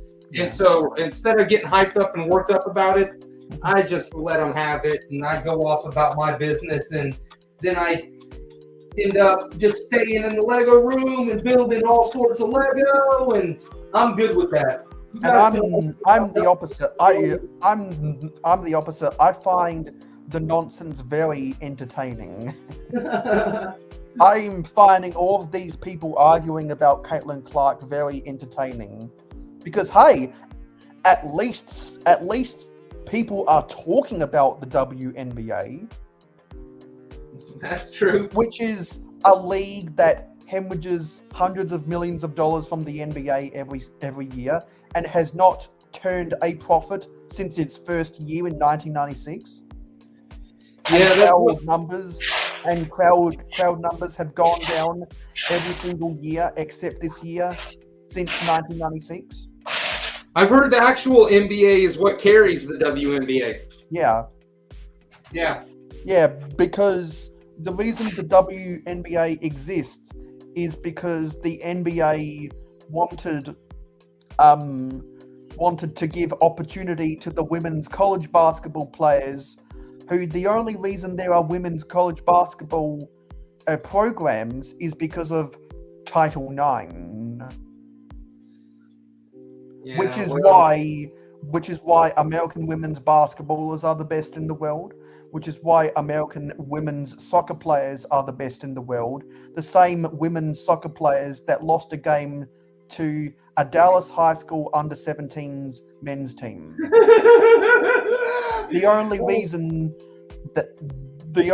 those programs exist is because of Title IX on the basis of non-gender discrimination. Yeah. No, and you know that a lot of times they talk about, the pay gap and this and that, and then men's sports players get paid so much more. Well, of course, that's like me as a landscape owner getting upset and being like, Brightview makes more money than me. And it's like, well, of course, they've got more money coming in. So, of course, they're going to make more money than me. Yeah, because I've seen, because there's been, at the start of the discourse about Caitlin Clark, people were talking about how the WNBA players were underpaid, and those people failed to recognize the basics of trickle-down economics. Because if people are interested in something, if people are interested in a TV show, they will watch it. The higher the ratings is, the more money the networks can charge for advertising. The more money the networks can charge for advertising, the higher the price they will bid to air it on their TV network. Which means if you're a sports league who has a TV rights deal, the more people that watch you on TV, the more the network will charge for advertising. The more the network charges for advertising, the more money they will spend to broadcast your sport. The more money they spend to broadcast your sport means more money for the owners. The more money the owners get, the more money the players get. Because the players have a collective bargaining agreement with the owners, and some leagues get more than the players get more than 50% of revenue sharing. Other leagues, the players get less than 50% of revenue sharing, depending on the strength of the different players' associations, which is why traditionally the Major League Baseball Players Association has been the strongest, is because the players have consistently gotten over 50% of revenue sharing. And the NFLPA has traditionally been the weakest, because they have, I don't think they've ever gotten more than 50% of revenue sharing during the salary cap era, which started in 1993 with the introduction of free agency. Gotcha. Hey, hold on. I'm gonna address Mikey right quick. Hey, Mikey, I don't know if you're still out there, but if you are, buddy, I'll message you on Instagram, or if you want to send me pictures of what you have on Instagram, and just tell me what you want. And then, like, I can sell you some cash or whatever you want to do, man, however you want to do it. But just let me know what you got. Send me a picture of what you got, and I'm definitely interested because I have a massive underwater section that I'm trying to do. Yeah. So I want people to stop complaining about how much money people get paid, because how much money people get paid depends on the market value and the value that the customer puts on you. Yeah. If the market doesn't value you, or the customer doesn't value you, then you're not going to make money. And there are other professions where you will be valued more, which is why the top of the line women doctors will get paid more than the highest paid WNBA players, because the market and the customer values them more. Yeah, you're using logic. But there's also a reason on the flip side why the highest paid WNBA player will get paid more than the highest top of the line teacher. Well, and you know, when you put it in the grand scheme of things, is when it comes to the NBA player and her getting paid not as much as the doctor, well, that's also subjective to how you see it. For example, how many hours is that doctor putting in at work compared to how many hours are you playing basketball? So and that's actually a non-factor, because the amount of hours you put in has no correlation to how valuable the market or the customer values you. Well, exactly. But if you wanted to do, if she was, or if they were just trying to say, you know, they make more than me, you know, in a year, they make more than you in a year, but how much are you getting paid per hour? You're getting paid this much money, and you're only out on the court for 2 hours. But you're also practicing, and you do press conferences with the media. There's a lot of supplementary parts of the job of being an athlete. Yeah, but at the same time, that is separate from your performance on game day. But another reason why people were freaking out is because immediately when she got drafted, it was the highest rated WNBA draft ever, because people wanted to see her get drafted, which meant they also saw Cameron Brink get drafted, which meant they also saw Angel Reese getting drafted. And they would have seen a whole bunch of other women who got drafted. So the trickle-down economics starts with Caitlin Clark, and then it will trickle down to the rest of the players. The more people watch Caitlin Clark, the higher the ratings go up. The higher the ratings go up, the more ESPN will pay to broadcast the WNBA. The more that happens, the more money in the pockets of the WNBA team owners. The more money the owners have, the more money they will pass down to the rest of the players not named Caitlin Clark. Which means eventually the average salary of WNBA players will go up if people continue to watch Caitlin Clark. And at the same chance fans use their eyeballs to watch Caitlin Clark, they will also see the other excellent players like Aja Wilson, who is staking her claim to be the greatest of all time.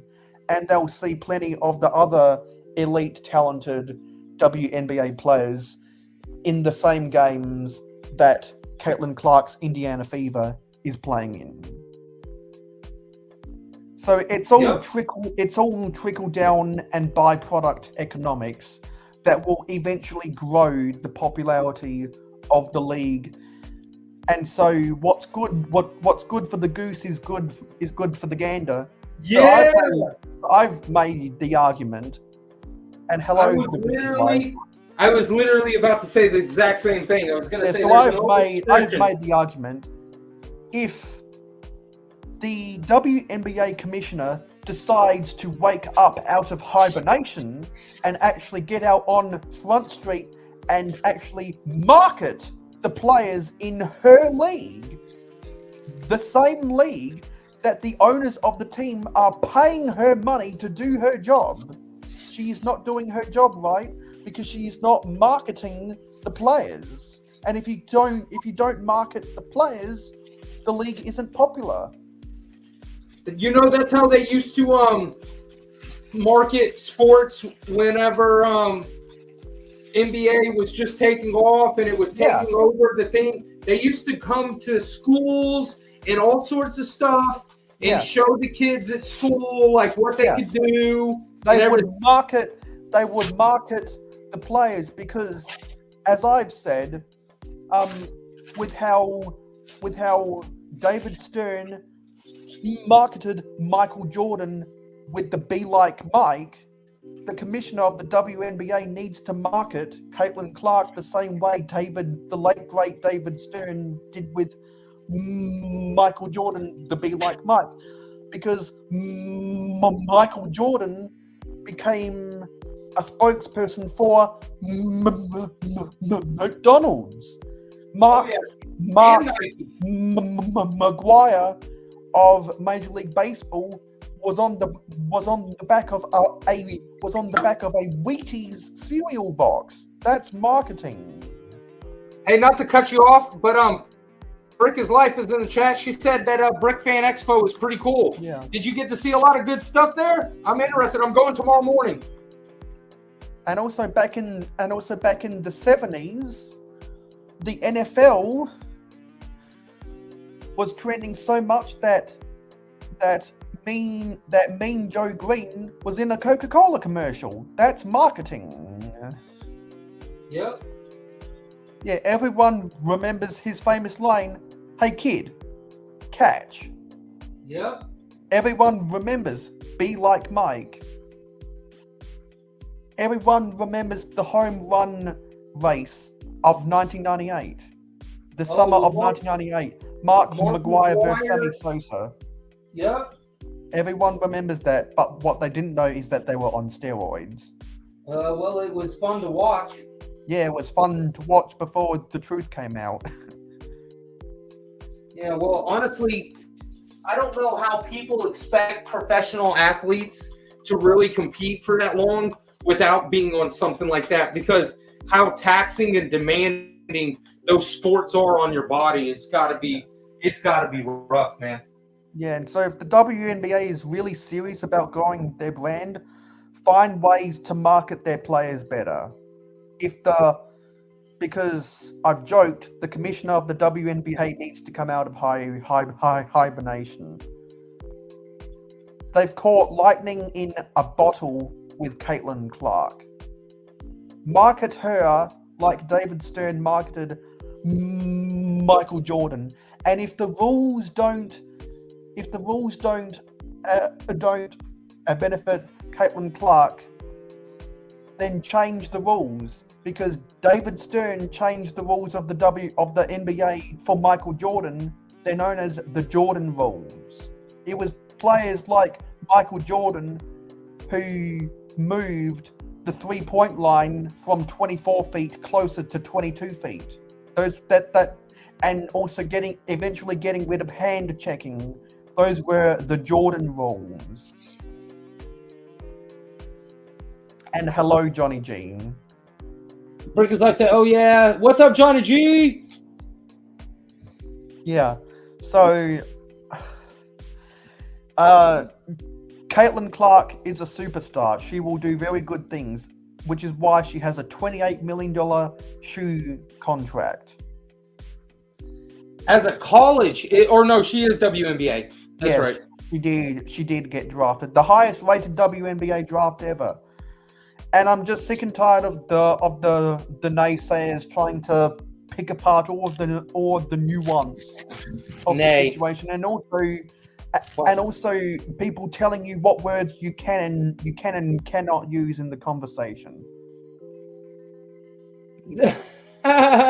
Johnny G, that's too funny.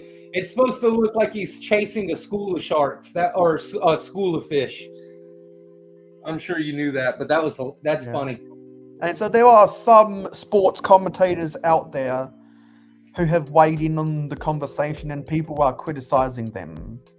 Of course, because if you give an opinion other than what they want, then you know what category you fall in then. Yeah, and they're criticizing them without listening to the full conversation that they had. Oh, of Because course, just like with the Harrison Butker situation, people only hear what they want to hear. That's it. And once you could say everything that they want to hear, but then you say one thing that they don't, and all they're going to talk about is that one thing. Yeah, because back during the Harrison Butker situation, I said some is not all. Yeah, I said some. No, sorry. I said some is not none, and most is not all. Yeah, exactly. People only hear what they want to hear. It doesn't matter if you're male, female, black, white, gay, straight, religious, atheist. It doesn't matter the differences of your humanity. What matters is the character of your personality. And for whatever reason, Caitlin Clark is a popular player, and Harrison Butker is good at his job. He has an 89.5% field goal accuracy, when the NFL average is, I think, 81%. So you can't argue with fan base popularity, and you can't argue with the meritocracy, people being good at their jobs. And also you can't argue with science, biomechanics, and biology. You can't argue with it until those things change. You can't argue with it. Those are facts. Those are instincts. Those are instincts. That is the market. Money talks and money walks. BS walks. Yeah. Money talks. Can you walk the walk? Can you talk the talk? Not everyone can, and I'm sick of people passing words. Well, that's quite the rant tonight. Yeah, people are always yabbering about justice for this, justice for that. How about justice for using your damn ear holes and listening to what people have to say in full? Exactly. Yeah. Well, it goes down to the old expression, there's a reason you have 2 ears and 1 mouth. Yeah.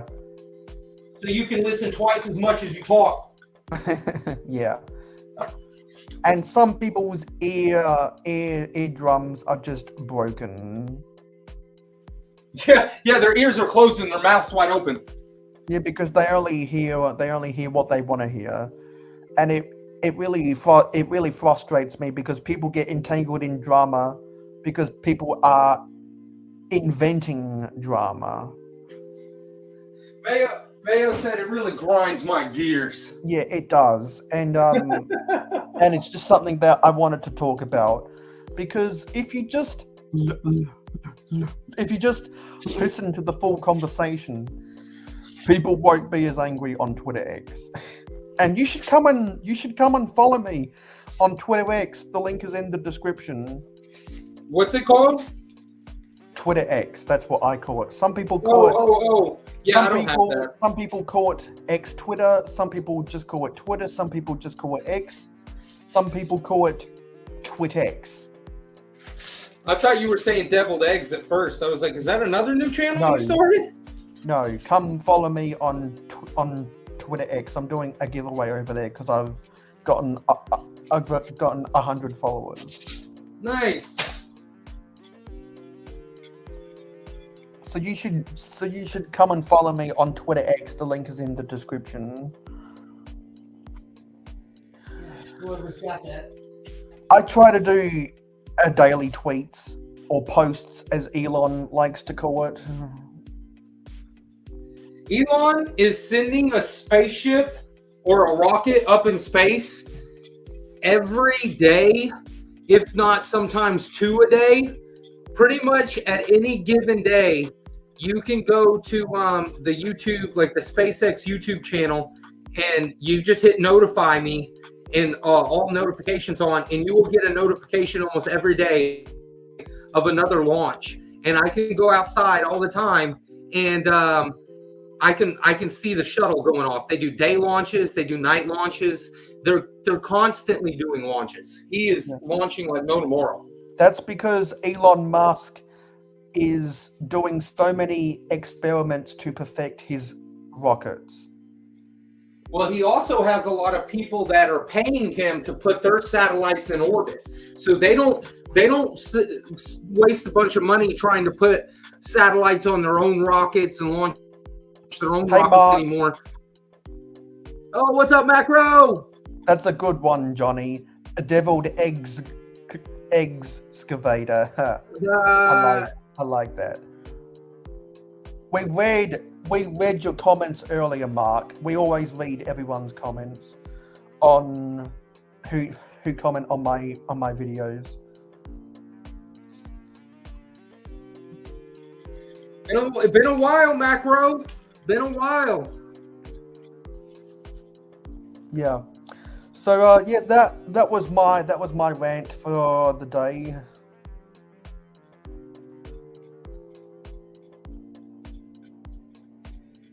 Get it off your chest, man. Yeah.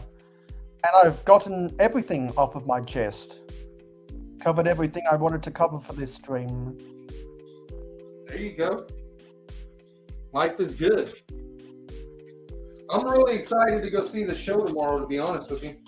And I'm excited for Brickworld Chicago because I'm leaving in 3 days. That whole trip's got to be exciting. Leaving the country, going to another country, like going to see a big Lego show, like the plane trip, the whole shebang has to be pretty exciting, if you ask me. Yeah, for those who don't know, a lot of the Lego tires from the late 90s, they can get pretty oily. Even if you have a new unboxed set, when you unbox the set, the tires can sometimes still be oily. I think we covered the oily tire situation when we did our live stream about wheels. Oh, and Bricka's Life, I think she just said, yeah, hailstorm on Thursday. So yeah, Thursday we had a crazy storm. It was just nonstop raining for probably like 4 hours. So that's crazy. She got hail. I didn't get any hail over here, but I did hear about that. Yeah. That's the first real Florida storm we've gotten all year, though. We'll probably get those every afternoon here soon. And we do have a PPP user in the chat. PPP. The weed.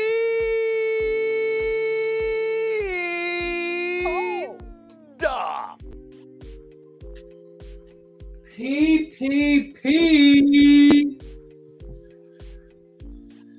Oh, looking for a pin to pin this. Here, give me 1 second. I'll be right back. I just need to go get a pin right fast. Yeah, well, we're almost done here.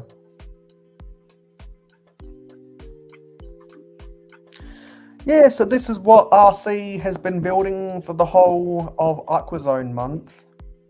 It's a side view of his Aquazone base. I'm going to pin this into place, and then I'm going to give you guys a quick tour. Is that it? That'll probably work pretty good. That'll probably work even better. So, I call these pins. What do you call these right here? They're just literally like small little pin. They're a Lego piece, and they go into everything. They don't have any studs. They don't have anything like that. But what do you call those? You call those pins? I'm not sure because I can't see the shape of it properly. Oh, here. See if you can see that. Let me see if I'll put it behind my hand. Maybe that's a little better. Just put it in my hand. I think they're just the 4 long bar pieces. Is that what they call them? A bar? Yeah, I think they're just bars. And Zisu's back in the chat. Johnny G's hollering about Paradisa. Yeah, Zisu's back again.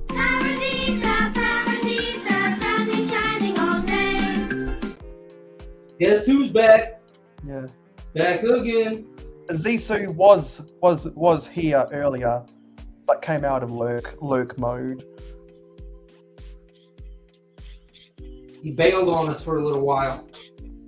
He was cheating on us on another live stream. Yeah, the four long bar piece is what a lot of people refer to as the lightsaber bar, because that's how long the bars are in the lightsabers. Oh, and also I found the X-wing pilot I was looking for.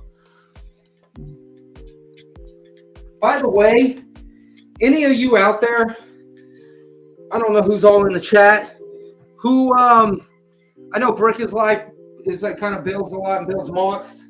This cart, man, this cart right here, this is where it's at. I've got all my pieces on it. I can move my build. It's even got trays over here. I bought this thing for $100. You see, it's got trays. I can keep parts, and then I've got this over here. It's 2 feet by 3 feet. So any mock you want to build or any set you want to build, it's 2 feet by 3 feet. You can just bring it into one room, and then when you get done with all your parts, put them back underneath, and then just go push it back into a Lego room or off to the side or whatever you need to do. But this has been awesome, to be honest with you. But as promised, I'll give you guys a quick little tour about what I've done here mostly lately.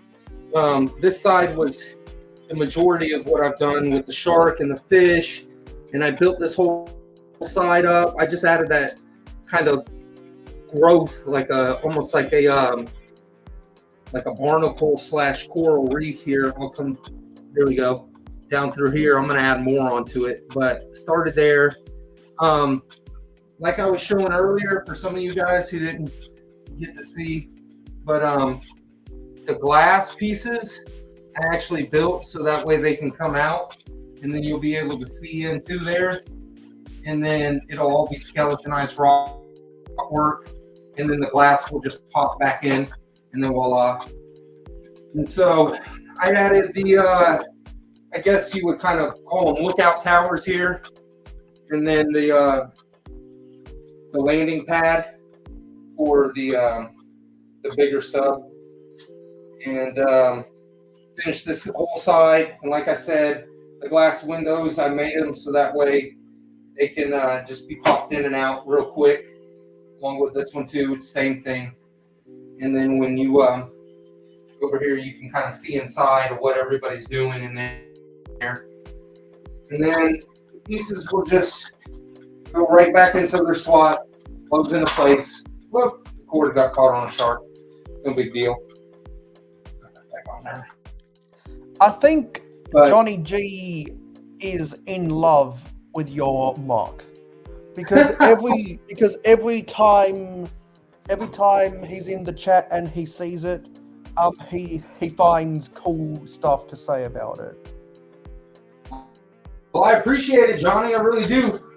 It's taking me a little bit of time, so just keep pecking away at it. But this one, since I actually have this one to where it can be moved and it's not connected to the city at all, this is probably only like, maybe a 15th or a 16th of the total underwater section. This is just one corner I'm working on so far. So this is the front right corner of the top section. And I have the whole top section to do, and then at the bottom is like a step down in the bottom section of my underwater area. But when this will be one small corner, but like I said, I can take this out.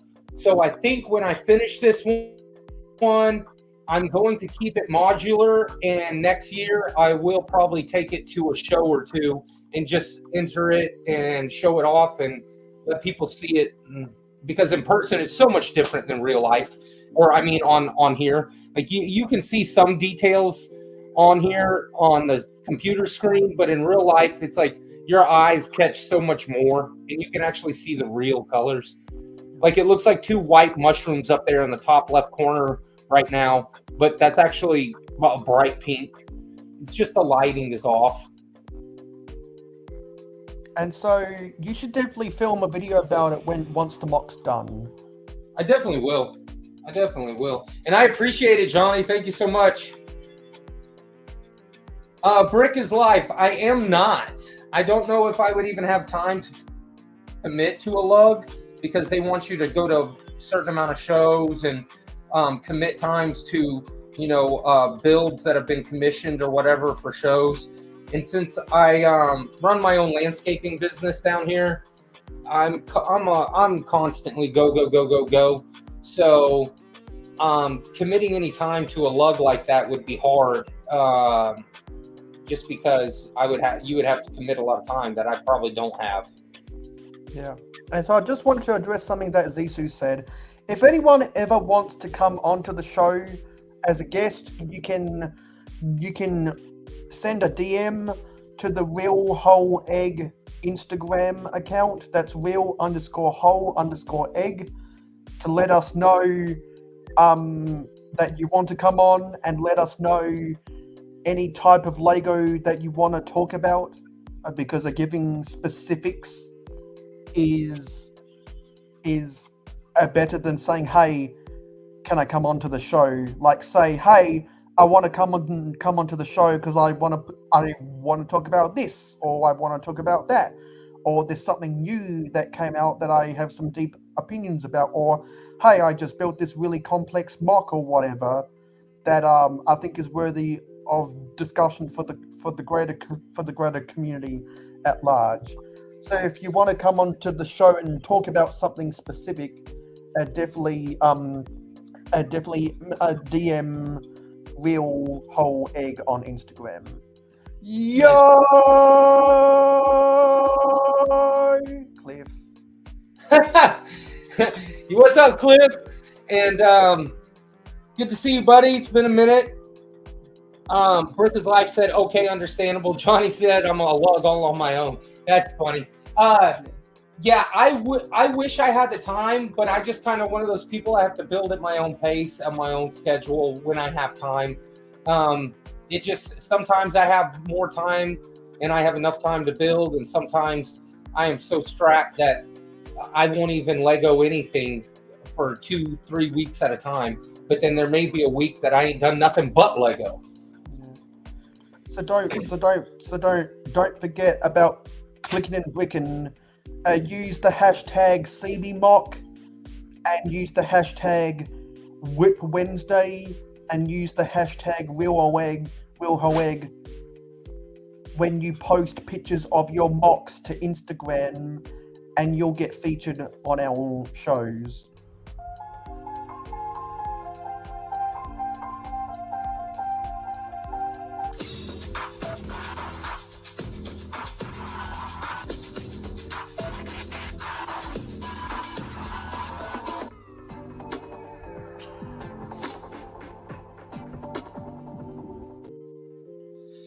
Whenever I get done with this, I'll probably do a video of it complete, and then moving all the glass pieces out and showing off all the features and stuff. And then I'll put a hashtag C and clicking and bricking. Yeah. And then it's just not completed yet. I hate to do it, and it's not even completed yet. And then for sure you'll be the mock of the week. But as you're building it, post pictures of it with the hashtag Whip Wednesday, because WHIP is an acronym for work in progress, and you'll get featured on Good Morning Brickworld. And if you use the hashtag RealHoeg, then we'll feature you in Instagram time. And for those who don't know what Instagram time is, whenever you use the hashtag RealHoeg in your Instagram posts, they get featured on RealHoeg, and the same thing goes with CB Mock on Clickin' and Brickin' and Whip Wednesday on Good Morning Brickworld. Maybe instead of doing, or maybe in addition to tweet time each week, we should do Instagram time. That doesn't have the same ring as tweet time, honestly. Yes, the hashtag CB Mock. From now on, I'll put Real Whole Egg in the hashtag. I did hashtag Mayo Hosko. So from now on, I'll do hashtag Real Whole Egg. And the hashtag Whip Wednesday, as well as hashtag CB Mock. Johnny G, I used to say the exact same thing to everybody because it's a pound key. It's the pound sign. We grew up knowing it as pound this or pound that on the telephone. Now they say it's hashtag. I don't know. Yeah, Kids it used to be the pound key, because pound key was an analog version of attaching a set of number code to alphanumeric code.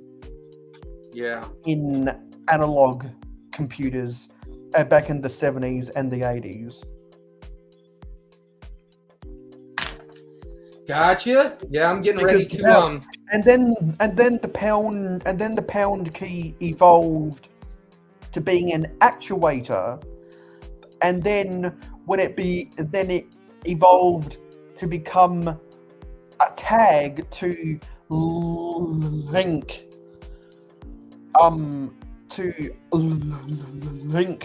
together content of a similar type. So they evolved the name into a hashtag, because by using a hashtag you can group together content of the same type, which is more advanced than entering it as an actuator or an alphanumeric joining code. So the pound key has had a complicated evolution from analog technology to digital technology, and now most prominently in the age of social media post 2007. Because back in the days of MySpace, when Facebook started, people weren't using hashtags a lot. It wasn't really until Twitter came out that people were using hashtags. Brick is life. If you're still out there, when you went to that show today, was it broken up into 2 times, or was it 10 a.m. to 4 p.m.? Just a quick question. Yeah. So yeah, that's all we were going to talk about today. And we'll talk about Citron on the next stream because that deserves its own stream. Oh, that's coming, big time. In fact, there's if you wanted to, I could give you the guy's Instagram. We can talk about that on the next stream. Yeah, I was gonna say I'll show you the one that he made. Yep, that's what I thought Brick is like. That's awesome. Yeah.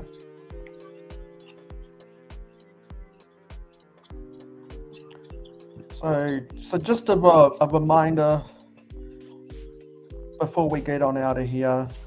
Wait a minute, hang on. Did I see something? Oh yeah, that was something else.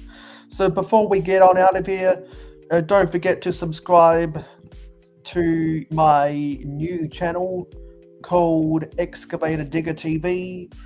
It's my travel YouTube channel. I build set 614, the excavator / digger, wherever I travel throughout the world. And episode 2 will be at Brick World, Chicago. Very nice. I'm excited to see what you got going on over there. Yeah, so go subscribe to Excavator Digger TV for travel vlogs about this humble little Lego set. As talked about on this week's episode of the A-Fall podcast.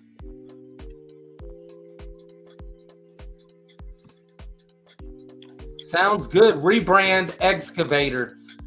That's what Johnny said. Yeah. Donnie, you'll have to get that hashtag going on to spread the awareness. So who did we have in the chat today? Go ahead. We had co-host Team B, me when I was having technical difficulties, Jason's Bricks and 5, Hoarder 66, Zisu Sultanfuss, Bricklock IL, Country Bricks Build Craze, Hope Castle, Mikey J Productions,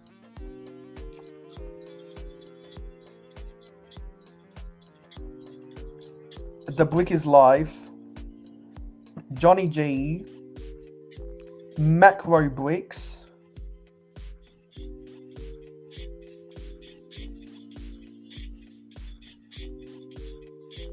Clicking Cliff, and that was everyone who's left a comment today. Yeah, we all like the old geezers because they're fans of old Lego, and so am I. And the student has become the master because they taught me a lot of stuff, and now I'm having to reteach them the stuff that they taught me because their memories aren't the greatest. They ain't no spring chicken. Yeah. Yeah, no, you tend to teach a lot of people a lot of things, man. I know that you're young and we're older, but man, when it comes to Lego, man, you never cease to amaze me. You know it all, bro. Yeah, I teach a lot of people stuff because other people taught me, and I pass it down. And those same people that taught me are now forgetting what they taught me, so the student has become the master. Exactly. Now you got to refresh the master. Yeah, and now eventually, so when people say someone has forgotten more than I'll ever know, well, now there are people who are literally forgetting stuff, and on the contrary, I will know more than they will ever know because they are forgetting what they once knew. Exactly, Johnny. Old Grey ain't what she used to be because Old Grey was retired in 2004. What's Old Grey? Oh, the color. Got it. Yeah, before they added the bluish tint to all of the greys, and before they added the reddish tint to brown.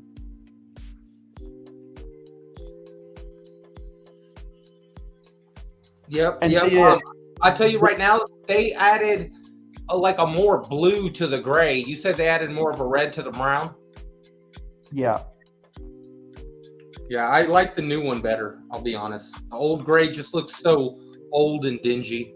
And The old grey fades more easily, which is, I think, why they added the blue. I was going to say, it almost looks like it has a yellow hue to it. Yes. It's almost like it's, like it's yellowing up. The bluish greys don't fade as easily.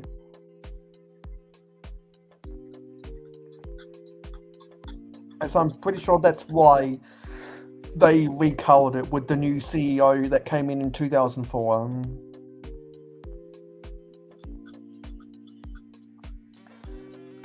Because there are some people who once educated me, but now, because their memories are fading, they can only educate people instead of educating people. I educate a lot of people, but if my memory ever shorts out, I might be only able to educate people. It's schooling them. I'm a school you. Yeah. Anyway, that's all we wanted to talk about. That was everyone who left a comment today. Thank you for watching this stream. It is appreciated. Very much so. We really appreciate it. My streams are in a bit of a lull because my popularity has gone down significantly. We'll have to see what that's like after Brick World Chicago. Because if the popularity continues to decrease, when I run out of sets, I'll have no reason to stream. You know, speaking of popularity, that was one thing I meant to mention earlier. I think we got off track for a minute, but I was getting ready to say, I think LEGO is really picking up in popularity overall, and especially here in Orlando, because Brick is Life. I don't know, she'll probably want to know about this, but I don't know if you know, but we've got Bricks and Minifigures in Mount Dora that's going to open up in, I think it's June 20-something, June 20-something, like 25th or 26th, something like that. That's when Bricks and Minifigure Mount Dora has their grand opening. July 20th, they have another Bricks and Minifigs opening up here in Orlando. We just had OBC, Orlando Brick Co. open up. I don't know if you've been to that yet, but I would highly suggest that if you haven't. I absolutely love that place. We've got the LEGO store, and then I don't know if you've been to that place in Plant City, but called Brick City Bricks, and that is another awesome LEGO shop. But 3 of those shops have opened up in the past year, and so it seems like it's really picking up around here. Well, that is fantastic news. So, thank you for watching, everyone. It is appreciated. Don't forget to like, comment, share, and subscribe. I'll see you in the next short. See you on the next live stream after Brick World Chicago, because I won't be streaming while I'm in Chicago this year, because I want to do other things with some people who I haven't seen before. Because I don't have as much time to enjoy the convention this year, because I'm only going there for 7 days, not 10. And I will see you in the next video. Later, guys. Let's roll the credits. Bye, guys. Thank you for supporting Mayo Hosko Media. Your viewership is very important to us. Tell YouTube you like us by smashing the like button. Let your thoughts be known in the comments down below. Never miss out on any more LEGO content from us by hitting the subscribe button and ringing the notification bell. Stay tuned for live streams every Friday night at 9 PM Eastern in North America, and monthly city updates on the last Wednesday or Thursday of every month. If you like Minecraft and gaming streams, follow us on Twitch, Mayo_Hosko, no capital letters. Twitch streams every Saturday morning at 8 AM Eastern in North America. To be in the know, follow us on Instagram and Twitter at real_Mayo Hosko. Have fun with us on our Discord server. Friend us on Facebook and join the fan club group. For business inquiries, email us at mayohosko@gmail.com. For historical inquiries, check out our website. For special community perks, including behind the scenes, voting rights, and early access videos, become an investor today by pledging to us on Patreon. Links in the description. Watch this video recommended to you, or check out this playlist if you missed any previous videos of the same genre. This has been Mayo Hosko, and I am a fan of old LEGO. #AFO.